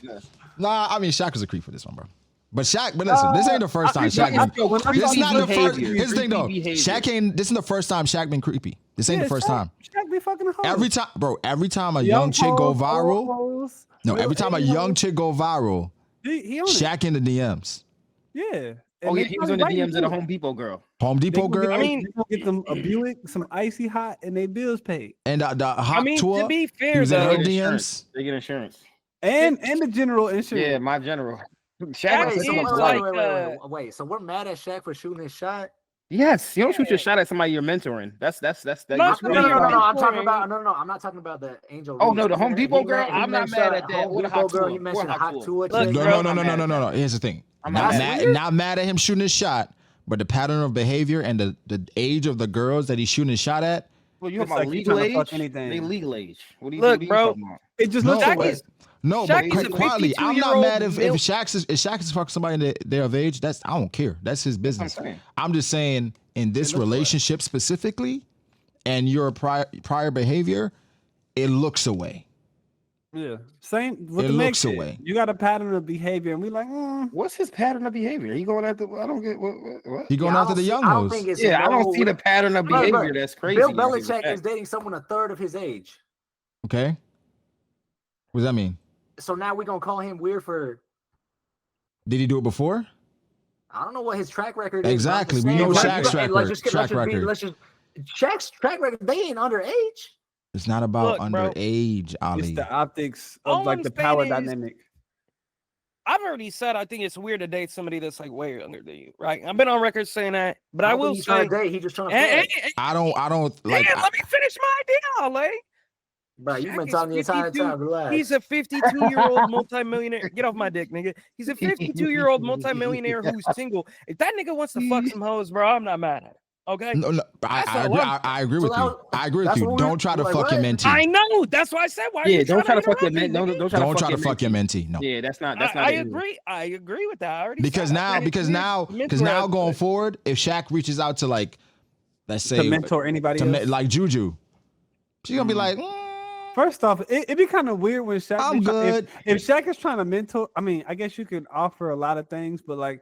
If you're trying to mentor a guard, I'd be like, what are we doing here? Nah, but it's about a lot. That's a lot of shit in the league. That's what I'm saying. I get it. Like, and he's very philanthropy. Right. I don't know. I can't fucking philanthropic. Yeah, there we go. Thanks. That word, the whooping quietly ass today, boy. I ain't gonna lie. I was muted, but the ambiguity was fucking that nigga up. He said that nigga like, let me use another word because this shit ain't working out for me. Nah, I mean Shaq, just stop doing weird shit, nigga. Top tier niggas. I ain't mad at you, Shaq. Would y'all say Shaq is a top tier nigga? I guess. Tall. And he black.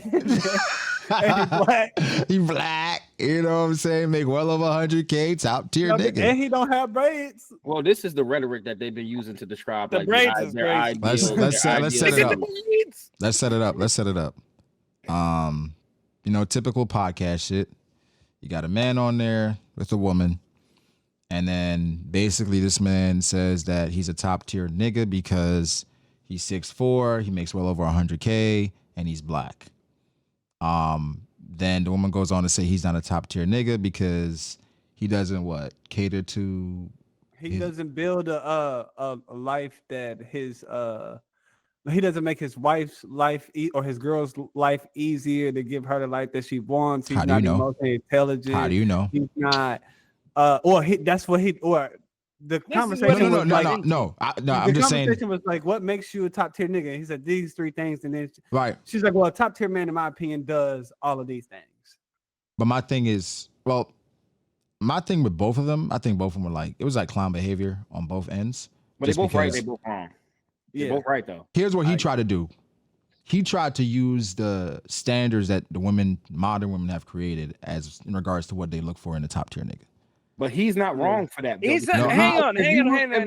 What I'm saying though, Q, is like when we see shit that go viral and when we start talking about what they need, it's like they'll be like, he not 6 anything. He's shorter than me. He not making 100K. It's like it goes into things like that, the superficial things. And he was like, yo, I got those things that these modern women need. Like, what's the problem? What the modern birds? So Brago, I gotta push back on that. I kind of agree with Corey. Modern birds, bro, because I don't think that's like what modern women typically say they want. That's like little clip chip moments where it's like, I'm here on TikTok. Do you want a short man? Do you want a tall man? Do you want a rich man? Do you want a poor man?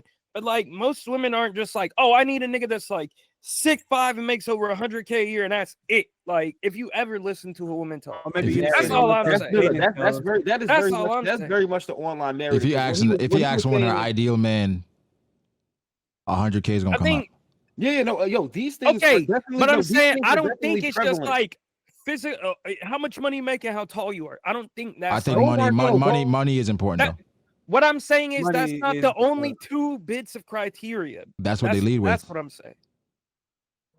Money. That general for a man. I'm general. Okay, here's if they don't say 100K, you know what they're gonna say? Be able to provide. Yeah. Okay. But and then you drill down. Okay, what's being able to provide? How much is enough? I feel like being able to provide is a little bit more nuanced than making like 100K, right?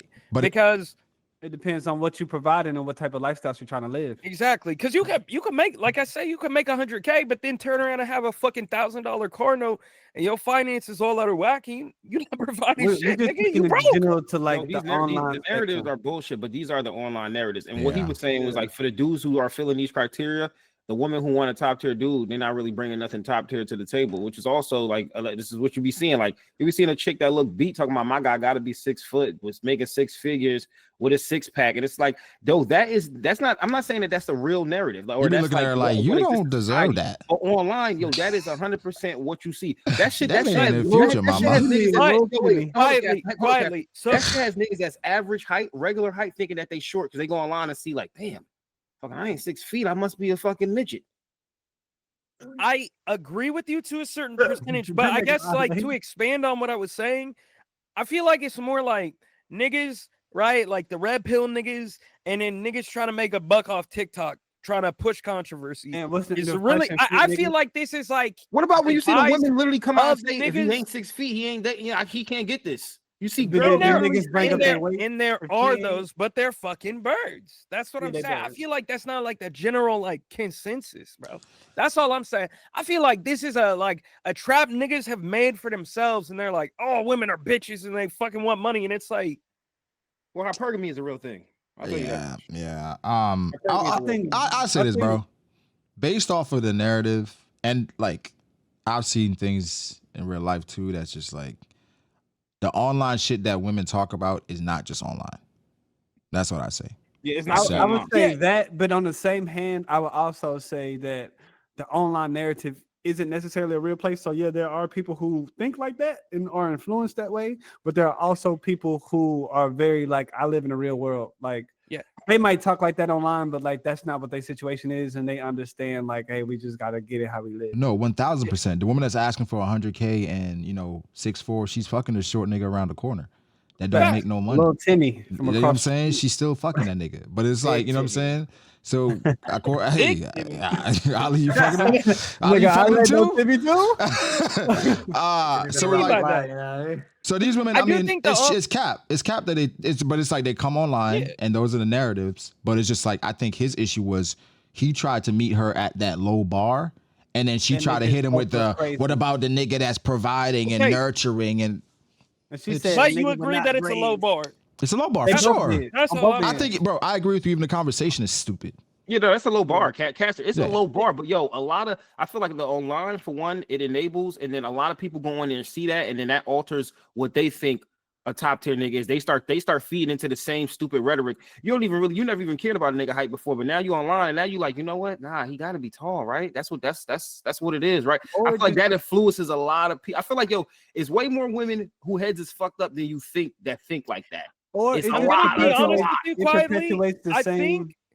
It perpetuates the same, like, you know how you get on Black Twitter, bro, and like it's just the same conversations, and then you'll see random people be like, all right, y'all talking about this shit again about who pays for what.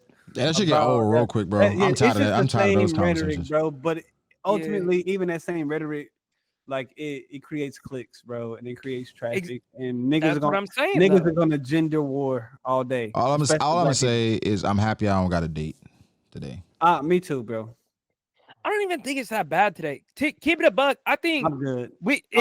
You gotta. This isn't just for like the gender shit or whatever. I think you have to remember, like, when you put your phone down, that like Twitter is a microcosm of reality. But hoes are delusional like in real life too, 20-30% of people at most. That's probably women are delusional in real life too. Like, I know, but I'm saying that's like maybe like 20-30%. It's not like I don't know, bro. I think you're underestimating. Obviously not. Now I'm out here like talking to girls every day and shit, but it's like I don't know. I get around. I don't really have. I know niggas is talking to girls on the regular, and it's getting to the point where it's like money is like. But where are they meeting? But no, money. I think is always. Where are they meeting them, and how old are these niggas? That's what we kind of moving towards. Single clubs, run clubs. Okay. But you said the magic word, clubs. Look, bro, I'll keep it a buck with you. A run club is a different. singles Oh. it's not a singles club. Okay. Is not like you going to a club at a two. This is just a place where single people go. But single people go to meet. So it's like it's that environment where you're meeting people, and it's like yes. So now it's like money is like what are you doing for me to spend time with you? Well, I feel like hold on though. I do feel like this though, because that's a double-edged sword. Because I feel like as you get older, money and being with somebody, I guess, in a sense, who y'all could team up with or be able to provide is something. Because if you got a daughter, if you got a daughter or you got a sister, you don't want her dating no nigga that got no ambition, no job. Because it's like, about what you make on the first date is crazy. I agree. Asking what you even got the first date shit is crazy. What you make on the first date is crazy. Here's my thing. I don't know if y'all remember this. Somebody what you make in general is crazy. Unless you working with and what they do to gain funds is kind of important if you think about dating somebody seriously. If I'm trying to date you, well, if as you a date nigga, somebody seriously, that's important. As a woman, as a dude, right? You said if I'm saying as a dude, because I was gonna say from a woman's perspective, but as a dude, I think you can figure out generally what somebody makes by asking what they do. Yeah, people knows it. Yeah. What do you do? Oh, I'm a dental hygienist. I'm an airline stewardess in this area. Okay, they make like, but like, 60K. So you know what I'm saying? So that's a better question than like, hey, but how much do you make? That's crazy to me. That's a crazy question. But I think if somebody asks me how much I make, like that conversation is already dead. I don't want to sound crazy. I don't want to sound crazy. I don't know if the conversation is dead. That's like a low class. What do you do for a living? I don't know how else to frame it. That's just like the conversation isn't dead, but like the potential of how far it could go is dead. Hold on, Lil, check this out though. But like regular conversations is more so. Like, you don't want to date a nigga that's like they say he sell drugs. He's just selling drugs. Like he not working at all, not doing nothing. It's like he probably got more things to worry about than fucking you. Like he probably should get his life together first. Like you know what I'm saying? What you mean if he's selling drugs? Not just selling drugs, but if you like no ambition, not really trying to push yourself forward no way in life, then you probably I'm not mad at girls for starting to question that. That's not a bad thing. I think like more so like a more realistic expectation is or of how like even though these things are online, how it kind of seeps into people's everyday thinking. Like we're starting to get into a world where like people do things for social media. Like the girl, the older lady, she looked like she was like in her late 30s to 40s. Yeah. When he took her to what was it? Cheesecake Factory. And she instantly started recording. You see how he doing this? He gonna take me to Cheesecake Factory. Look at I would say this. All the women that I've talked to about that's Cheesecake Factory thing, they all thought she was bugging. Yeah, no, I'm saying, like, I think she's an outlier, but what I'm saying, it does exist out here, and like social media does have like it has influence. Oh no, how people move, it has influence. Yeah, either way, they both clowns for that conversation. I think it depends on how much the woman is making, also too. Because like, if she's a doctor, or RN, or a lawyer, she 1,000%. No, it's not that you don't. That's like you don't give a fuck, but she 1,000% cares on what the fuck you doing. You know what I'm saying? It matters. Typically, women care more about what men care more about what a woman makes.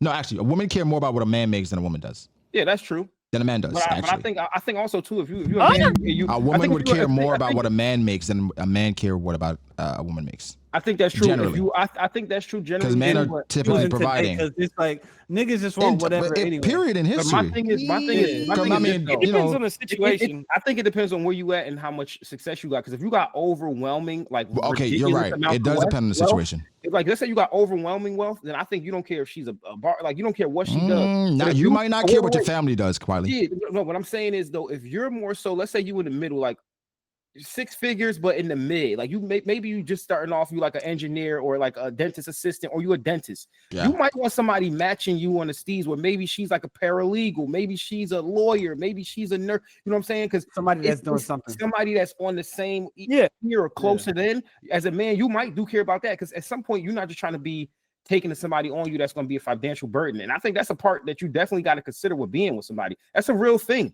And if you up as well, now if you crazy up, then you probably don't care at all. Wait. That depends on the quality of person. When I say crazy up, I'm talking basketball player. I'm talking 100 million. I'm not talking. Okay, here's the thing. I'm talking about like I don't want to go to demographic because that may make it a little more tricky. Well, if you talk black, but I'm saying I know of people that are in certain families and they're not allowed to basically marry or date seriously people outside a certain range because of the family and how the family is, because the family's up. Yeah. Okay. Well, it's like a prestige thing. You see what I'm saying? That's classism. Yeah, that's classism. Like that's being like, you know, we're of trying this to class. keep us but up. they're trying to. It's like they're trying to keep it up, and so they're like, all right, if you date somebody, cool, but like if you bringing somebody home to marry, they got to be of a certain prestige, and you can't be just out here bringing home no bird.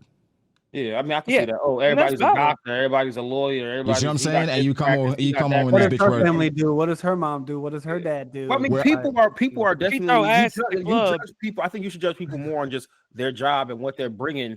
But I think in this day and age, with the economy and having a family and having a life with somebody, it's something you got to consider. Like to not consider it is just irresponsible. Of course, I agree. I think both things are true. I think if you're moving as a unit, you guys have to consider whatever you guys are making and how y'all moving forward. But also to Brago's point, as a dude, like if a woman isn't like if she's a financial burden, that's one thing. But you're not really making or breaking a relationship based off what she make. Yeah. Well, it depends.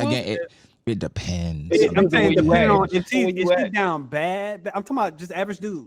If she's down super bad, maybe it's a little different. Or if she's a financial burden or liability, that's here's my thing. Just regular, just working let's say for instance, she got she making like under 20 an hour or some shit. Like nigga don't care. Here's my thing. I hate that the conversation is always happening within a certain demographic. Yeah, I feel that. Well, I feel like niggas are just but it's important because that certain demographic isn't where it wants to be. You're talking about blacks ages 18 to 35. I hate every time we see something go viral. Yeah. It's like a black man, a black woman, or a black man, and it's just like, bro, we like this. Money's gonna be the conversation when you don't have it. True. Like or whatever you lack is gonna be the focus. So we lack all that shit. So those are important conversations.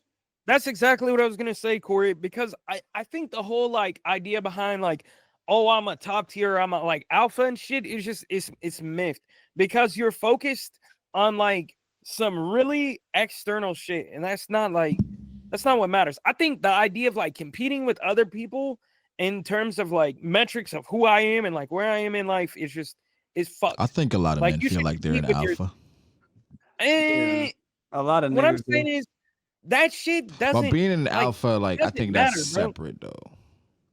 I think you need to compete with yourself. You know what I mean? Like you should always want to be the best version of yourself, not be like, oh, well, I'm in XYZ tax bracket or I got XYZ car. Like that shit doesn't fucking matter. I hear you, Cassie, but like that sounds amazing, but you gotta grow into that. No, okay. What I'm saying is when you're looking for a partner, they're not like somebody like that you can really build a relationship with, a partnership with, right? They're not like, oh, does this nigga drive a fucking 357Z or a fucking Charger? Like, nigga, who cares? You talking about their motives or like? What I'm saying is they're not worried about like the novelty, like the name behind the shit. Like, do you have your shit together? Are you financially stable? Do you make enough money to support us? That's what they care about. Not, oh, well, I got a fucking Maserati. I got a 357. Like, that's not shit people normally care about. I think it goes both ways. I don't know. Like you say, it depends on where you find the woman. Yeah, exactly. Because I think like if you're looking, you got to take into account like where you're looking, because like birds of a feather type shit, right? Like you're gonna attract whatever energy you're putting out. So if you go into the club to meet bitches and shit, like, oh yes, 100%, that's right. Yikes. The one that went viral years ago was the one where women were upset when they got taken on coffee dates for the first date. Oh yeah, that was a big thing I don't too. think there's anything wrong with that. I think that's ideal. Yeah, I think that's actually ideal. I think that's ideal. Yo, some girls, no, there's a lot of girls who say like, I'm not doing a coffee date because I think you trying to skimp out. A coffee date is perfect. But then I've only heard that on social media though. So yeah, true. I mean, then you're just dodging a bullet. Highest of keys. Like I don't even be that. I'd be like, thank you. Like, yeah, coffee date is perfect. If somebody decline a coffee date, the goal is to I'm get cool. to know me. Like if your goal for like if the point of us dating or you going on this date with me is so you can like, of course you want it to be fun, of course you want to have an experience, but if the experience is like the priority and it's just not gonna work, bro. Yeah, I'm like, a coffee date is perfect, bro. You going, it's daytime, you know If what the I'm saying? motives is right. Yeah, if the motives is right. It's like, it's the ideal. It's not expensive. You know what I'm saying? It's And y'all actually coffee date. That's not even like if the date is going well. That's not even like the end. That ain't like, even the coffee. Yeah, exactly. That ain't even the whole thing. It's You gonna like get depending on food, how the Let's go conversation ahead and do goes. this now. Let's go Exactly. do It's like based off the vibe I'm getting off the coffee. and then date. because it's it's so let's go early, do something. and because it's typically an early date, it's like, yo, we got a lot of time. Like, you want to get lunch? You want to? What You know you what I'm saying? want? Do an activity. You want to. It's a lot. So like, It's like the I think intro, coffee date is like probably one of the best or perfect openers. first dates. Yeah. Or like a little late night breakfast or something. And it's because it's not, bro. It's not too much like where you're not putting too much money into it. Again, it's the daytime. It's like y'all y'all get to really talk to each other. It's not like the movies and shit. Like, I was gonna say, the drive-in is also goaded because. Yeah, not for the first. Because movie's not good for the first time. And listen. You're still going. You're doing something. You have like a visual stimuli, but you can adjust the sound, right? You can still like chatter. You're not distracting other people. So y'all just kind of like driving movie might be a little bit too intimate. Yeah, I think too. Yeah, for the it's too committal. First day drive-in is a little too. Because remember driving, right? You go to drive-in movie. Yeah. You're pretty much there for the length of the movie, right? Yeah. At the end of the day, I'm in my car, and so like, what if like the first 10 minutes I know that you're not fucking with it? And it better not be no 3-hour movie. I feel like Harry Potter. You just went in to watch. You just went in to pull up to watch the Snyder cut, so you there for like 3 more hours. It's like, God damn. I feel like anytime I've asked somebody on a date, I've already like. I gauge, you know what I mean? Like how far I'm willing to rock with you. Off the ask? Not off that. Well, usually we've like talked like beforehand. I'm not just like cold approaching somebody and I'm just like, yo, you look good. You want to go see a movie? Like, I'll go talk to him. He's already tested. No, I'm saying like meeting somebody and already smashed. What you saying? Nah. I said Castor said he already tested the product before he asked down it. Nah, my thing is like meeting somebody, right, and asking them out. It's like I don't know them yet. Even if we've had conversations, like conversations over the phone or whatever, it's different than conversations in person. Yeah, different I think it's okay to meet a girl out and immediately ask her like, yo, you seem pretty cool. Let's go out and go grab a blah blah blah. I would like to talk to you some more. Boom. That's light. That's easy. That could work. That's very easy, simple, but to the point, very direct.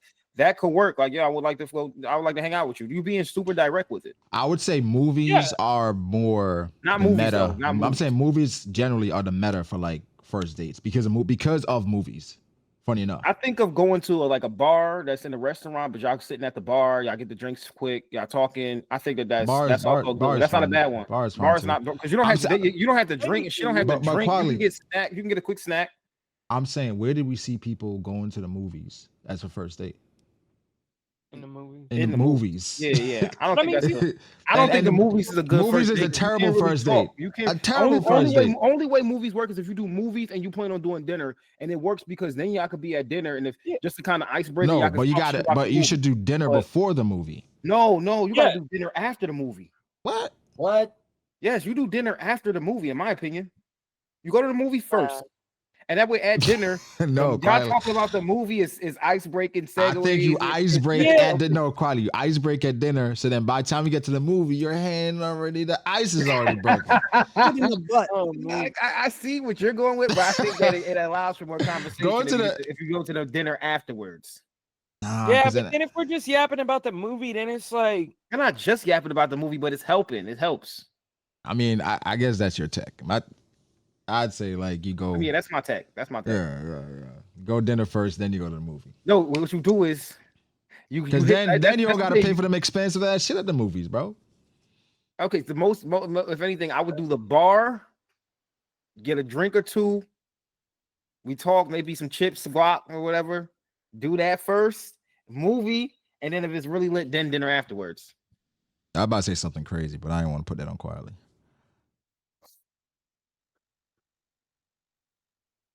Spit in the butt.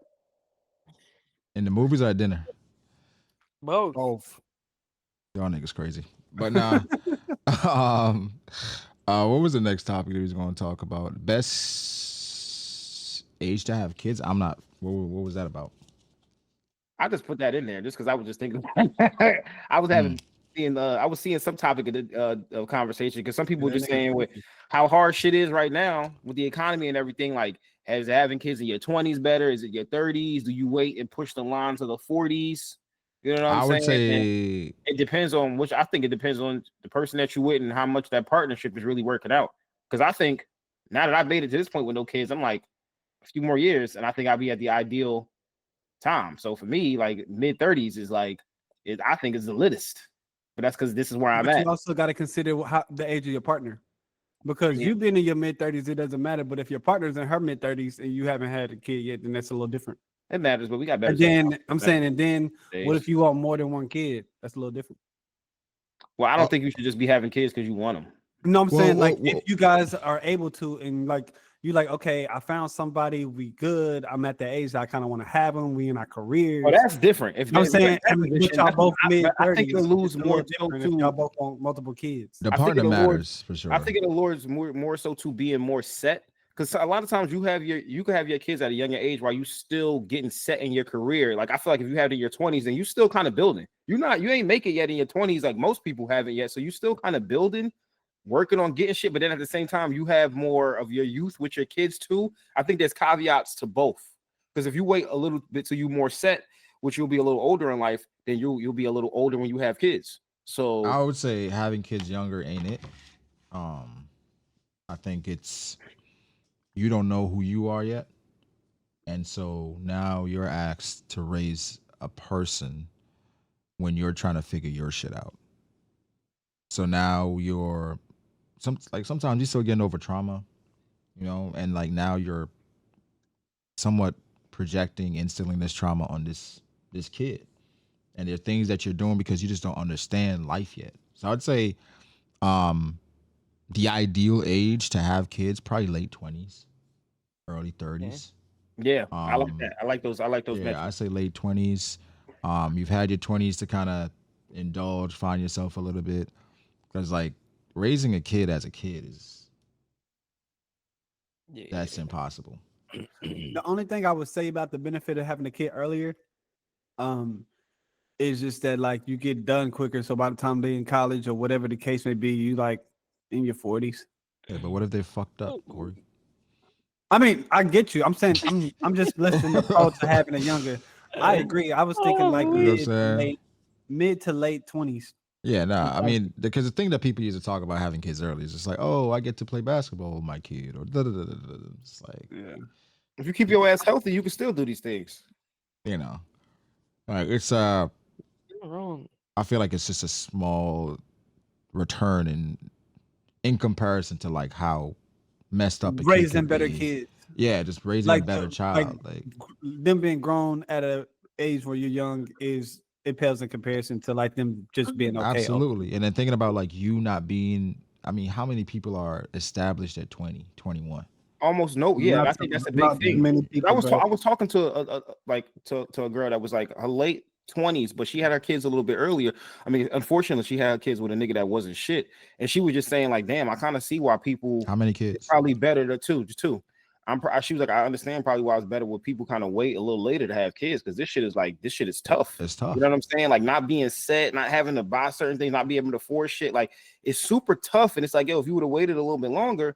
It's just that things are a little bit easier. You know what I'm saying? I just think that like, and I think you have a better chance of giving them, in my opinion, like a little bit of a better life. Not just absolutely, but because of where you are at, probably mentally in this case. And that's if you're doing the work. I think mentally, if you start to really do that work, talk to people if you got to talk to go to therapy or whatever it is, and work on shit that you're dealing with, and really get that shit sorted out. You'll be a much better person to raise a person.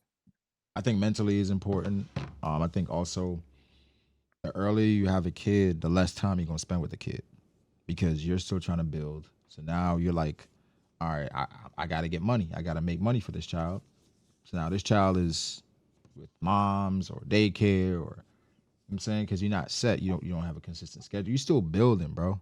So it's just like the later you have this child, you're more established. Let's say it's later, so it was planned. You got a wife or girlfriend, whatever.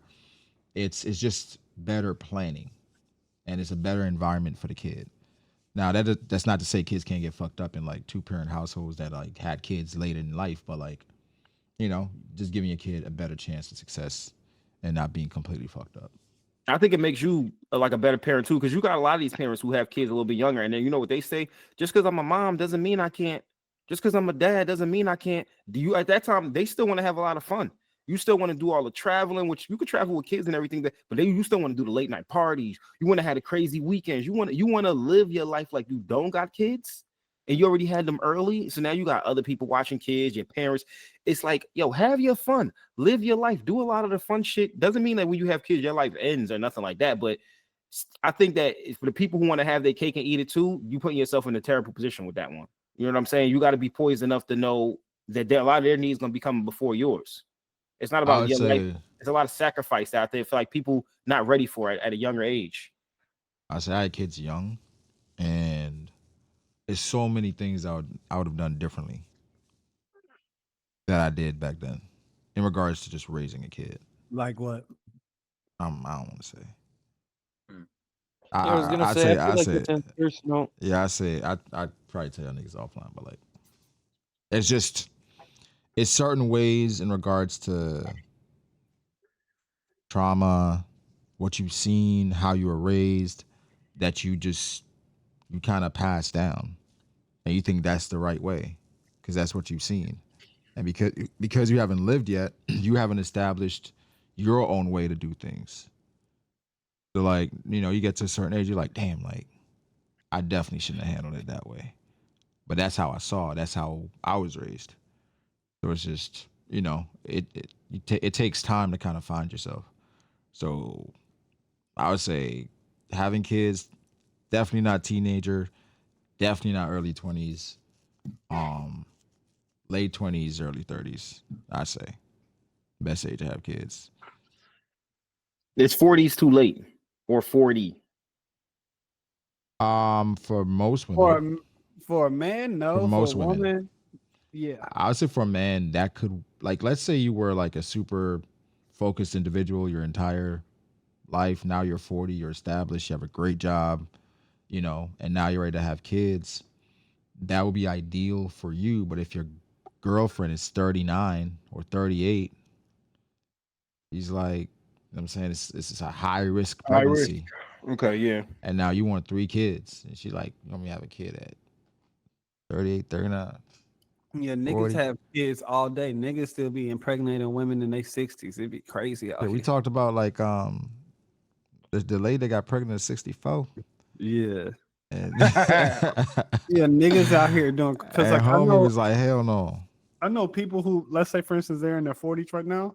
And they're the baby, and they was born 20 years after all their elder siblings. So like all their siblings is like the age of like my grandparents and shit. That's crazy. Yeah. Something I wanted us to touch on real quick. Then I wanted to double back to like a topic we did talk about, but I had a question about it. But first, the Nick Cannon situation. Yeah. I was thinking about that. I know I saw a cast that was really. I'll set it up. Passionate about it. So, Caster, what about that situation? Yeah, I saw. It's certain things that you say I could tell. All right, this is something that he's triggered. He cares about this. No, I mean, I just think it was dope. Do you want me to give context to what he said? Yeah. So basically, Nick Cannon was talking about him and Mariah splitting up, and he was saying that, she was great with the kids. She was a great wife. He just felt like he didn't want to be basically overshadowed. He didn't want to be the nigga that was Mariah Carey's husband. He wanted to be Nick Cannon, and he already had footing and establishment, and he was like, I don't want to be complacent. I want to strive for more. Basically, that's what I got. Did you see what the comment said, Caster? No, I did not. They were shitting on him, basically. I would have. I mean, that's fine. You said you would have shit on him? Oh, well, I wouldn't have shit on him, but like I'm probably in agreement with some of the comments or their points. Yeah. All right. So Caster, what's your point? And Corey, you can respond. Do I think he needed to divorce her? No, not necessarily. But hang on. Nigga, headphones spazzing again. I'm just kidding. Oh, I was like, I told you leave them Raycons alone. Imagine Ray J in your ear. What was I saying? God damn, nigga. No, shout out to Ray J, man. Shout out to Ray J. We didn't. I don't necessarily think he needed to divorce her. I don't necessarily think he needed to divorce her, but I definitely respect the sentiment of like not being complacent and wanting for more. Because I feel like this kind of bleeds into a lot of the other shit that we talked about, like for instance, just like striving for more, comparing against yourself. You know what I mean? Like that. And even like just like wanting to be surrounded by people that are like of a caliber that you're trying to reach, whether it's a partner or whatever. I think that people should always like, I think at the very least you should strive for more. If you feel like you're called to do more, I think you should seek that out. I'm not saying this nigga should like divorce his wife or abandon his family, but I do understand like where he's coming from, and I'm not mad at it, because at the same time, you got to think like, how much do I have to do to be known as something more than Mariah Carey's baby daddy? Yeah, go ahead. Can I respond? Okay. So bro, he was expressing how like he's real, like he was carrying like the little stroller and all the other stuff. Like he did mention basically how he felt like he was like kind of second to Mariah, and how Mariah, like once you date Mariah, you're in Mariah's world or whatnot, and he didn't want to just be like you said, just like Mariah's husband. But ultimately, bro, that's your wife. And like you made a commitment to not only marry her, bro, and you had 2 kids with her. Like, yes, like find yourself, do what you need to do, like to fulfill yourself. But leaving your family isn't like, if you got to leave your family to find yourself, bro, that you've already built, I just think that's just irresponsible, and I think it's selfish. And then on top of that, you finding yourself now is like, you got like 10 baby mamas with 10 different women. Like, that's crazy. And it's agree with that. And it's irresponsible because, like, no, yes, you had the funds to take care of them, bro, but you just can't spend time with everybody, bro. You can't get everybody went on holidays, and now you're depriving these kids and I think my thought process is that he decided he wanted to have all these kids because of him questioning his mortality. So maybe it's like a midlife crisis type of situation, because he has I forgot what disease he has. He has lupus, and that's like a reason why I think he was wearing like the turbans and shit. Yeah. On Wild and Out. But so like maybe it was like a situation where he was like, yo, I could die any day, so like I want as much as me to be out here. And I understand the thought process, but it's just because I understand the thought process and you're able to provide for these kids financially, it's just like you creating a situation like Brago was saying earlier, where you like fucking these kids up because like they like the father deficit that they have. And you're doing all that from the premise of you got to find you. So you're already leaving your family on some selfish shit, and then you double down by being more selfish in the world and not giving these kids what they need, even though you're making these commitments to have these kids. I'm gonna quote Dr. Umar. Black people, we got to stay focused. Yeah. I'm talking about like, let's focus on his relationship with Mariah. Right? Whatever he did after the fact could be a result of what happened in that relationship, but focusing right now on that relationship with Mariah. And I'm gonna take it to a different perspective, where it's just like, niggas ain't allowed to be unhappy. He can be unhappy. But it's like, I feel like every time a nigga's like, niggas demonize them being I wasn't happy with this. Like this wasn't something that I expected. Like, yeah, he married Mariah, he had 2 kids with her, Then he realized, what's my purpose? She turned him in. He started to feel like a side character. She turned him in, like you say, he's in Mariah's world. Now he's just like meandering, just through. He's just like baby daddy. You know I agree with what you're saying, but I think how it was described, it just sounded a little like his ego was bruised. I think, and that's okay. I think you articulated it better than he did, and it's like, so like you just about to make these big ass drastic changes to your family because your ego. Because he's unhappy. No, that's what I'm saying. I think you explained it a little differently. Like ultimately, like, yo, he's unhappy, he's unfulfilled. Like something. It ain't. That's what it. When I listened to it, that's what I heard. When I listened to him say that. When I listened to it, I heard like, damn, I wasn't the man no more. Like, you know what I mean? And well, like, I feel like he was get back to being the man. I feel like he was bloviating because he's on this stage and he's just like, yeah, you know, I wasn't. But it's like to his core, he's just like, what? I wasn't happy. This role that I'm putting, I'm in this role, like, and like, but you chose the role. But he didn't know it would be. But hindsight is 2020. Yes, hindsight is. So like, but my thing is like, I'll say for me, I'm a nigga. It is hard for me to let shit go, and if I get like a feeling nagging in me, I either have to find a way to fix it, or I will fucking destroy myself. Like straight up, bro. I think it hits harder though too with the fact that he thought he was doing the right thing. Got married, had the kids, had somebody that he knew could also provide. He was saying that she's very emotionally intelligent. She got her shit together. She keeps her cool. He thought, especially, I think it hits worse when you think you're doing the right thing and something in you just like, I need the hoes. I need the hoes, but like this not just the role I want to play. There's no information about infidelity in their marriage. You know what I'm saying? So he like nothing. So he dipped out and he was like, yo, I'm not happy. Like it's not about Mariah. It's just like, but imagine in that situation where like he's not happy, he has to be in her world, so he's traveling with her. You know what I'm saying? Sometimes like she performing or she doing all this different stuff, and he's with the babies.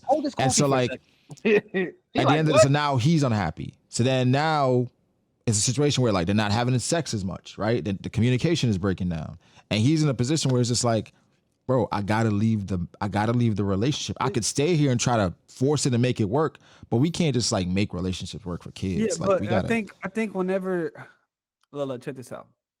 I feel like on that same foot, we would kill a woman if she talked about, oh, I had this nigga. Hold on, listen. We would kill, like if we heard a woman talking about, let's say if we heard like Beyonce. Not, I don't think that's a good example, but we heard like a woman talk about how like her artist or celebrity dude that's like big enough. She was like, yeah, he was a great father, he was a great provider, he was this and that, but you know, I just didn't want to be in this world no more. I just wasn't happy. We would be like, bitch, like what else do you want? And I just feel like I would say the same thing. If a woman says she's not happy, no, bro, we would demonize that. Nah. If we were like, what more do niggas would be talking on Twitter, talking about like, see what happens when a nigga do everything right? Like they don't know what they want. I don't know, like Corey. I'm just trying to think of a scenario like that. Like imagine Beyonce in 2010. Let me finish my point. Hold on. I just feel like with Nick Cannon, like yes, like he has the right to be unhappy and to make changes in his life because he's unhappy. Like I'm not gonna knock that, but what it sound like to me, like that's one thing. I think he equated his unhappiness or I think the problem was that nigga wasn't ready to make that type of move, and that lifestyle was a little more mature than what he wanted to be, and that nigga just wasn't happy because he couldn't move how he used to move no more. That's what it sounded like to me. Like he wasn't ready to be in a committed marriage. Like he thought he was. He thought it was the right thing. Like quietly said, possibly. Is that wrong though? It's not necessarily wrong, but I'm saying like it sounds like he wasn't ready and he wasn't mature enough to like be in that. But like now you're trying to paint it as if like, oh, like I think it's more to it by just saying I'm not happy. Corey, think you wasn't mature enough for that level of your life, which you can still not be happy in that. But like saying I'm not happy, it just kind of waters down your accountability part of it. It's like something is happening to you as opposed to like your choices and like your lack to grow. That's what it sounds like. Well, I wasn't happy as opposed to like Yeah, like bro, I just didn't want to do that shit no more. I think not happy is valid. That's like if you was a player on a team and you got drafted or whatever, and you thought that this is the place you wanted to go. They put you in the role, they're giving you the looks, but you really wanted to play for this other team, and it's like you're not happy in this situation. You still getting looks, right? You still getting your time, your playing time, but it's just and anybody else. Damn, anybody. It's always when you outside the situation. It's like you should be happy. You getting playing time. They giving you look. It's like. But like you know how crazy it would be if we heard a player say, I thought I was gonna go to this new team, and like, bro, they gave me all the looks I wanted. I got all the money that I wanted. Man, like I played the way that I wanted to play, but like, I'm just not a Phoenix Sun system guy. But that's not what Nick Cannon said. Nick Cannon is saying guy. He's saying he's not in a system that he can cook. He's a number 2. They're not putting him in a system where he can really cook. You know what I'm saying? I'm not getting. No, he just don't. He's not getting. He said no, bro. Right now, I'm Dame Lillard in Giannis's system. Right now, he Jaylen Brown, and he like, but I'm not dropping like Luka numbers though. Nah, he says he's Dame Lillard in Giannis' system. He's like, bro, like, you know what I'm saying? Like, I expected. I was cool being the number 2, but like, I'm not happy, bro. Let me ask y'all real quick though, Brago, Corey. This is not facetious. This is not like to prove a point. This is a genuine question. Okay, it's about to be that. It's about to be facetious. Yeah. When y'all got married, because you're the only 2 married niggas in here, did anything change? Like, were there drastic changes? Is everything just been like kind of how you expected it? Like, no. I would say you got 2 different perspectives because I'm newly married and Brago's been in the game. So my answer might change I think they're both valid perspectives. Well, Corey, what's your perspective? I'm just asking. So you're asking me, is it what I expected it to be? Yeah. Or do you feel like things have changed? You're like, I feel like it's what I've expected it to be because I've been around a lot of different people who are married, and I try to seek counsel from older people who've been in the game, and like what my expectation was that like our relationship was going to be the same as far as like just because we get married, it doesn't add anything special to what we're doing. Now we like legally obligated to each other, and like it's a bigger responsibility on my part because I'm like, this is my wife or whatever. But like, I didn't think that like legal. I mean, yes, it's a change in your life, but as far as more responsibility for now, but as far as like the feeling, it's still the same relationship to me. But like, of course, you grow over time. So who I am today might not be the same version of myself I am in 5 years or 10 years, and whoever she is at that point, that might create problems or new dynamics. Like having kids might add more stress. So like the dynamic of the relationship might be different. But from where I'm at right now, it's what I expected. That's my best answer so far. Yeah. That's not to say that it's perfect, but like I think we both had like a healthy, realistic of an expectation of what our marriage would be from the rip. And like it also helps that her parents were married and like until just recently, like they were together for like 20-something years though. So like that's what she grew up like, so she understands how important like the family dynamic is, and she understands her role in whoever her husband's life is, and she desires to be a wife. So I think that's just a different marriage foundation, at least for now. Yeah, I don't know. I think that's you're going with certain expectations of what something should be, and I think for the most part, I guess it kind of is, but it's certain things that you just can't prepare for. Yeah. Right? In general, you can't prepare for family members dying. Family and the dynamics, how it affects both you, y'all on both sides. her, both at the same time. Once you marry into a family, you're part of that family. You know what I'm saying? Yeah. Like it just all their problems, everything. You inherit all that. You know what I'm saying? So it's just like those, and some things you just can't prepare for. I think in general, it is what you expect, but they're like stark changes over time that you got to prepare for and address and tackle. Because I could see it like if they're not addressed and taken care of and talked about, like snowballing into major issues. Yeah. You know what I'm saying? And if your goal is to be with this person for an extended period of time, i.e. life or however long you guys are able to, if that's the goal, then like you can't afford for shit to snowball, because like if y'all are assuming that y'all are going to be there as long as y'all are going to be, like that shit could be detrimental to where y'all not there no more. I think the biggest thing I can say is you underestimate just how intentional you got to be that part when you're married. I would say it's what I expected, because you get in what you put in. Like everything that you get into a marriage is what you put into it, bro. Like y'all are together, so everything is gonna be multiplied. Just double everything, like double the responsibility, double the resources, or whatever the case may be.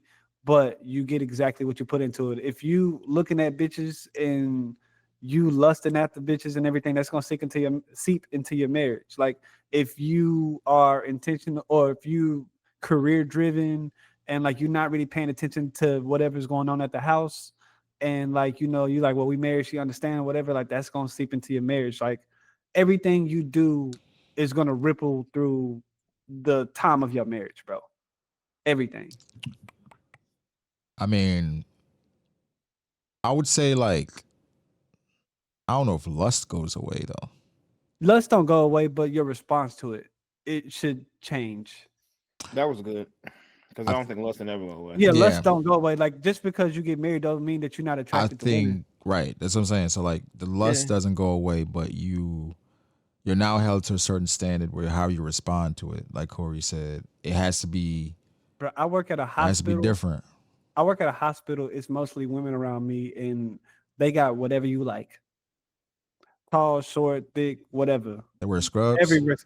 Yes, everybody does. Okay. So you wear scrubs? Yeah, I do. Okay.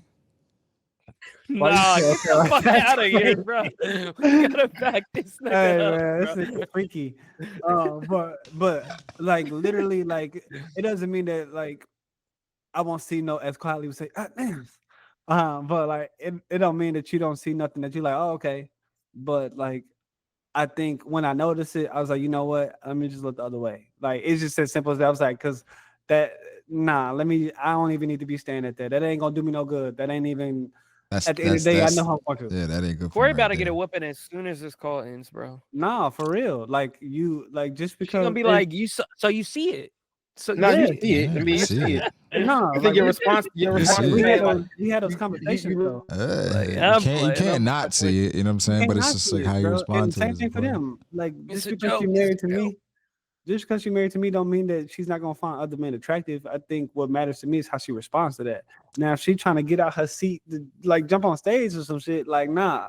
Like, but like you know what I mean. No, bro, that's crazy. But like, you know what I mean? I think ultimately, like the thing that I'm reminded of is like I'm a representation of her. She's a representation of me. So like, I don't want her to be out here looking crazy.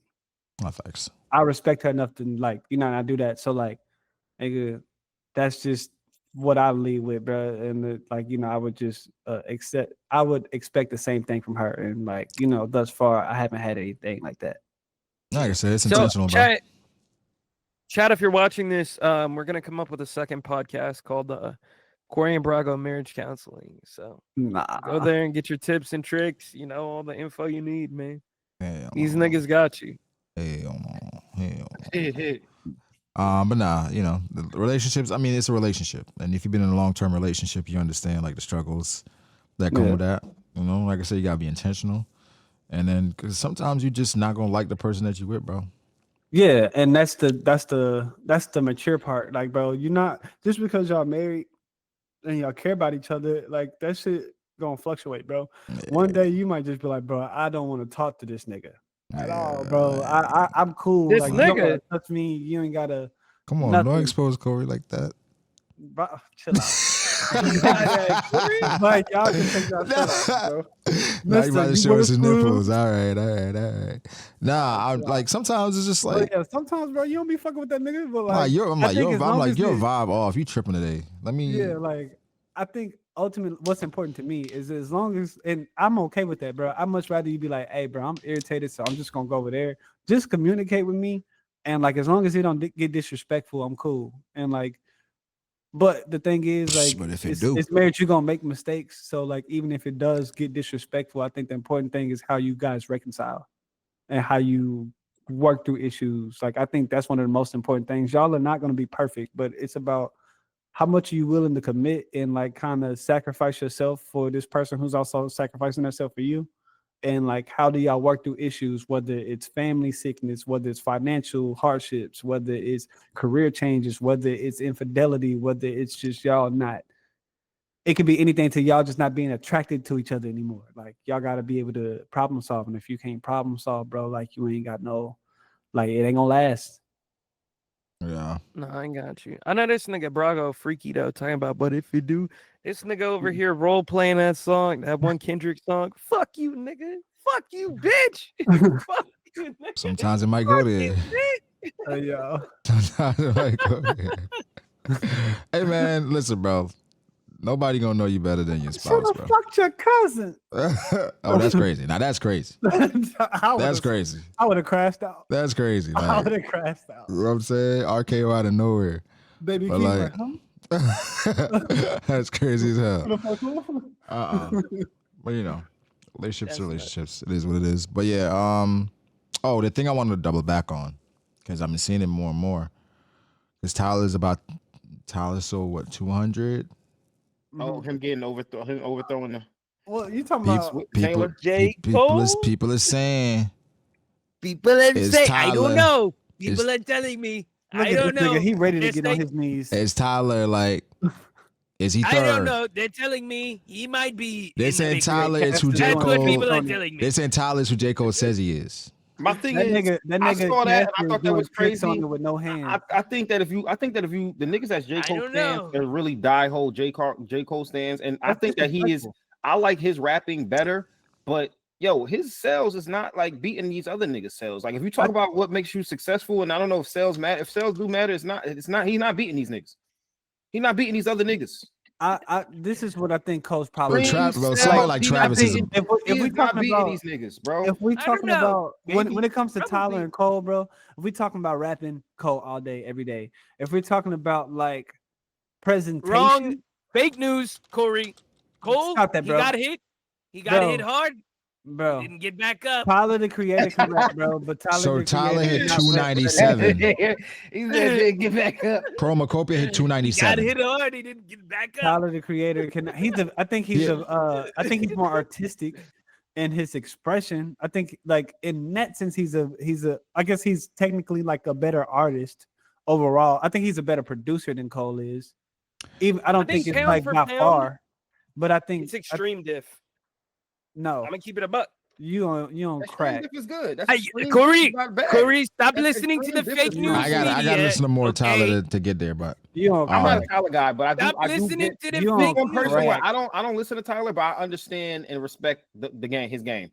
Bro, Tyler is very artistic. Tyler is great. Like I'm his not even a Tyler production, guy. like even with Igor, and I'm like even with Igor, like he produced most of that, and engineered most of that. So like the fact he's that a better producer than J. Cole, people are saying. I think he is. I think he's a better producer. Yeah.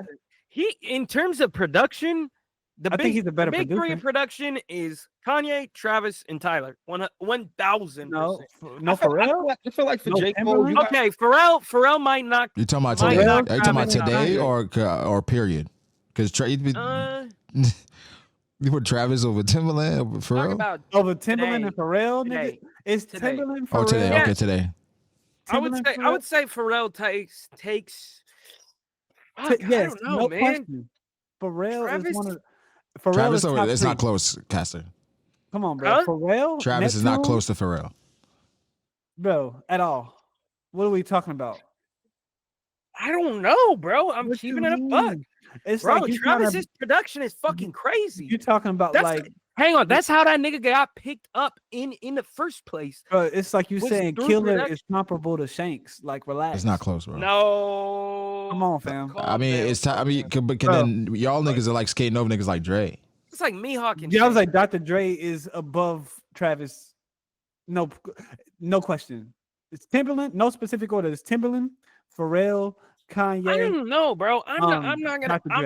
Y'all might crucify me for this, but I don't know if Dr. Dre is hanging, bro. Dr. Dre was back there when niggas was making beats on pots and pans. Okay, brother.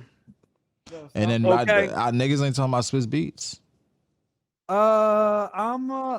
Swiss is cool. I fuck with Swiss, but like, I'm saying, I don't know. But I will say, Tyler is quite literally Pharrell's. Tyler is literally influenced by Pharrell. Yeah, that's what I'm saying. How you gonna put him over Pharrell? How he gonna put him over Pharrell? I didn't say I put him over Pharrell. Hang on. I didn't say I put him over Pharrell. No, nigga, I said you reminded me of Pharrell. I said, okay, yeah, then it's between Pharrell and Travis. I think Tyler and Kanye comfortably sit in the big three of production. Comfortably. Okay, you know what? I'm gonna listen to Tyler over the weekend. I'm gonna listen to 3 albums and I'll come back with my how I feel about it. I think it's like really. I think that's insane, Glaze, to put him over somebody like Pharrell, Dr. Dre, and Timberland. Bro, that nigga want to have his kids. I've heard. Hang on. To clarify, I am not putting Tyler over Pharrell. Okay, look. Over Timberland and Dr. Dre is crazy. You know who's on the same scale? I'll stand on that. Bro, and you put Travis over Timberland and Dr. Dre, right? That's crazy. That's crazy. Yeah, I'll stand on that. That's crazy. insane. That's insane. Crazy. And I never heard Travis. I've heard multiple Travis albums. You're crazy. Bro, crazy. And then, bro, you know, bro, literally, Tyler. Bro, go back and listen to fucking Cruel Summer. Travis did like 90% amazing of producer, bro. But like Tyler, producing wise, it's like the same level of Sonic Major to me. And not Sonic Major, Childish Major to me. Who? Childish Gambino? Childish Major. Who's that? I don't know who that is. I don't know. He's an artist, but he like produced like You Ain't Even Know It and like some other shit. Yeah, but like I don't think like Tyler, like if Tyler is I'm over not him, talking about just like hang on. To clarify, I should say you're talking about like in terms of artists, like a whole deal. Because if we're talking about just production, production, nigga, hang on. Because I'm sorry, Alchemist is in the top 3 for me. Alchemist is not better than Pharrell. I love the Alchemist. I said he's in top 3. I didn't say he's number 1. He's not better than Pharrell. He's not better than Kanye. He's not Kanye does what Alchemist does. He's not better than Timberland. I'm sorry. You think Kanye West is a better producer than most of these niggas? What are we talking about? But Kanye West has a completely different measure of soundscapes. Okay, what does that mean? I think Kanye West, straight up, I'm gonna say this, and niggas can crucify me. I think Kanye West is the greatest artist to walk the face of the earth. Period. Full fucking stop. I'm not nobody's the greatest artist. I'm somewhere with you on that one. I'm somewhere with you on that one. We're not saying rapper artist. That's not a bad take. Artist is like you're overall. No. He's not the greatest. No. It's like not impact your image. Cast a spin on it. All that. The greatest artist to ever walk the earth is Michael Jackson. Okay. Yes. We're talking about like rap. That's what I'm saying. If we want to keep it within rap, cool. When we say the greatest artist of all time, it's Michael Jackson. For sure. It's Michael Jackson. I'm talking about in a rap realm. In rap, it's not close. It's Kanye. But here's the problem. Here's the problem with because we're including production and all that. Yeah. What he brings to the table. Here's the problem with Michael Jackson. Music has evolved so much since the point of Michael Jackson, and the longevity. We have not seen anybody reach that level of longevity. We can come back to this conversation in like 10, 15 longevity years. Of who? Michael. Okay. That's what I'm saying. But people, it's not just about longevity; it's also about pinnacle. Nobody's bro. And then, bro, he was so ahead of his time, bro. Like as even far as pinnacle, I don't know if anybody will ever. I don't know if anybody will ever. I don't think anybody can. I think Taylor Swift, and I think Beyonce are the closest we will see in our life. They will never reach it. I don't know, bro. Taylor Swift is kind of. They're not gonna talk about Beyonce being over Michael or something until like Beyonce die. Yeah. Taylor Swift is kind of her though, bro. I'm not gonna lie. Taylor Swift is not. But here's the thing. Taylor, but if anybody's in the Illuminati, but Caster, Taylor is her. Taylor is her because of the numbers. She's not her because of the talent. Correct. She can't dance better than Beyonce. You know what I'm saying? So she's better than Beyonce. So she's only her because the numbers are crazy. But like when she stacks up, when you put her next to Michael and Beyonce, you're like, why is she here? No. I think Taylor Swift legitimately might be the emperor from Warhammer 40K. Like I think Swifties are dead ass sacrificing 100 people a day to. No, keep Swifties aren't insane. Swifties aren't insane. Pound for that pound, woman scares me. Pound for pound, bro. She can't fuck with Michael or Beyonce. She can't. Yeah. If we say, hey, you mean pound for pound? You mean like the whole look, we put these niggas on stage in a concert, and like these three niggas get up, nigga, the fucking performance in comparison, like there's nothing that Taylor Swift could do to ever eclipse what Beyonce has done, choreography wise. Probably, what the hell is this? And we didn't even get on Michael Jackson. No, if I can, I'm gonna keep it being unbiased. I don't listen to Taylor Swift. I listen to some. I listen to some Taylor. I used to listen to old Taylor. I listen to like we gotta acknowledge the fact that Taylor is literally an insane songwriter. She has multiple songwriting credits. She has an eye for talent, and she plays like hella fucking instruments. Like she is through and through a musician. But she's not a better performer than these niggas. Okay, but and that's what matters. But she's not a better singer or performer. She's not a better singer, dancer, or performer than Michael Jackson and Beyonce. Okay, performing is not like that's the biggest part. That's like no, it's not. That's like a fraction of what makes like the whole package. You don't think live performance matters? You don't think that, bro? That matters, but I don't how they make the bulk of their money. How much of a performer you are, how much of a show you put on. More people matters. But Caster, we agree that Taylor is only there because of the numbers. More people are gonna be inclined to come to your concert. But then I had to think about it, and I was like, I don't know, bro. Taylor kind of has the shit to like back her stink up, bro. Like, Caster, what was the last? Do I think she's the greatest? No, but I'm not gonna diminish her talent. That's all I'm saying. What was the last concert that you've been to? The last concert that I went to, okay, what was the best concert that you've been to? The best concert that I've been to, like, are we talking like a multi-day thing or like a single artist? Single artist concert, best concert that I've been to. Unironically, it's a toss-up between Life of Pablo tour and yeah, and this. Well, I already say the artist, nigga. Okay. Well, I have personal feelings about going to see Polyphia. I already explained like why I felt that way. So that's up there. But the other one, honestly, is the secret show for Call Me If You Get Lost. I mean, it was at Trees, but that shit was crazy. So you just named Tyler the Creator, and you named Kanye West, and the reason why you enjoyed those things and the draw, other than like, yes, like what's going to get people to the concerts is the music, but what's going to keep people coming to your performances is that, you know, with Kanye and Tyler, the Creator, they're going to do something new and different every time. They're amazing performers. The set is always different. They're very like, bro, like I've seen Kanye twice in my life, and the two was night and day. I was on the Life of Pablo tour where he was on like the little cage thing that was above everybody in the mosh pit, and then I saw him for the Larry Hoover concert where it was like they was in like a little sand thing and it was lights, and it's just different. Like I'm saying Beyonce, Beyonce and Michael Jackson are the pinnacle of that, and there's nothing that Taylor Swift can be as talented as all get out, but like those niggas are equally, if not more talented, and then the performance piece is blowing her out of the water.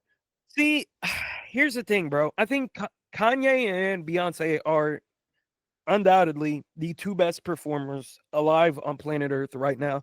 Period. Full stop. I have seen more concerts than I can count. I've seen literally anybody that I can think of. I can say like I've pretty much been to their shows. I mean, like Drake isn't a good performer. His setup and shit is cool, but like beyond that, Drake isn't a good performer. That shit doesn't move me that much anymore. He's gotten better, but I'm not going to a Drake concert like to see him perform. I don't know. I think he's sleeping on the boy a little bit. Erykah Badu's birthday bash kind of goes nuts. Honestly, you should go to that. It's every year in Dallas. It's in February. It's fire. It's always a good time. Yeah, like her birthday bash always was cool. Yeah, she brings out hella people. But I've also seen like, when was that? That was when Damn came out. TDE did like a one-day thing out here. Yes, that shit was fire. Yeah, that shit was awesome. Kendrick Lamar is a great performer. Yeah. Also, I'm not gonna go too much crazier. I'm gonna say this real quick. Even if you don't listen to EDM, Porter Robinson, live performer, fucking great. But yeah, you're proving my point. You're enjoying the performances like Taylor Swift. I'm enjoying the performances, but also like I don't even go to concerts anymore. Like I was talking to my younger brother today. I love Tyler, but he's playing at American, so it's like, okay, I'm gonna pay either $300 to get on the floor or pay like almost $200 for some fucking nosebleeds. Like, I'm good. I've been to enough concerts. I've seen Tyler twice. Like, all right. To show me your hands. That shit was ridiculous. I think some of the shit's getting out of hand. It's just fear, bro. So the show me your hands is the video where when he shot him in the back. A couple is pulled over on the side of the road. The dude loses his hat in the median. So the lady pulls over, puts her hazards on. Guy gets out, gets his hat. Cop pulls up. He has no idea what's going on. Asks the dude, "Hey, are you helping her?" He says, "No, she's taking me to the hospital." Walks past the cop. The cop then says, "Show me your hands," and fires a shot. That's like, I want to say that's like, what, 20 minutes away from me? Really? Oh, wow. Bro, why niggas always get shot near you? The cop actually didn't even so the bullet didn't hit the guy, but hit him. What? That's how why are niggas always getting shot near you, bro? I mean, the shit was in DC and in Bowie, Maryland. Niggas do something like you had the every month. You like, oh, this shit happened. Week. Nah, that ass though. Every month, this nigga is like, yo, this shit happened like right by me. I'm like, God damn, nigga, the fuck is going on over there? I mean, I'm close to the blacks, you know. So, nigga, do you live in GTA or some shit? GTA DMV is crazy. That's how the DMV is, Caster. I thought you said Custer. No, I mean, like I said, but the crazy part, like where it happened in Bowie is generally a decent area. You know what I'm saying? So like it happening there is like it's crazy. Hey, did you see what somebody said? They didn't know that we were saying quietly the whole time. So it's Quali or whatever. Quali. This is Quali. Quali. They think this nigga British. Quali. Boy, Quali. This is a Quali. What you doing? Quali. Foreign. I'm not gonna cook them, but I will say if you look in the middle of the screen, you can see where it says quietly loud. That's all I'm gonna say. Okay. Yeah. I mean, maybe they can't read. Reading comprehension. One of those things that's the theme of today. Never noticed the names. Reading comprehension. I was like, damn. I'm like 5 years in, and I just realized. It's no smoke. That nigga can't read. It's okay, bro. We're not gonna judge you off that. That's crazy. Man, whenever we did our what do you mean Kizaru fed it? Whenever we did our rap draft, somebody said this is the worst rap draft ever. I was like, who would you have picked? Because we picked everybody. Oh, did he respond? Nah.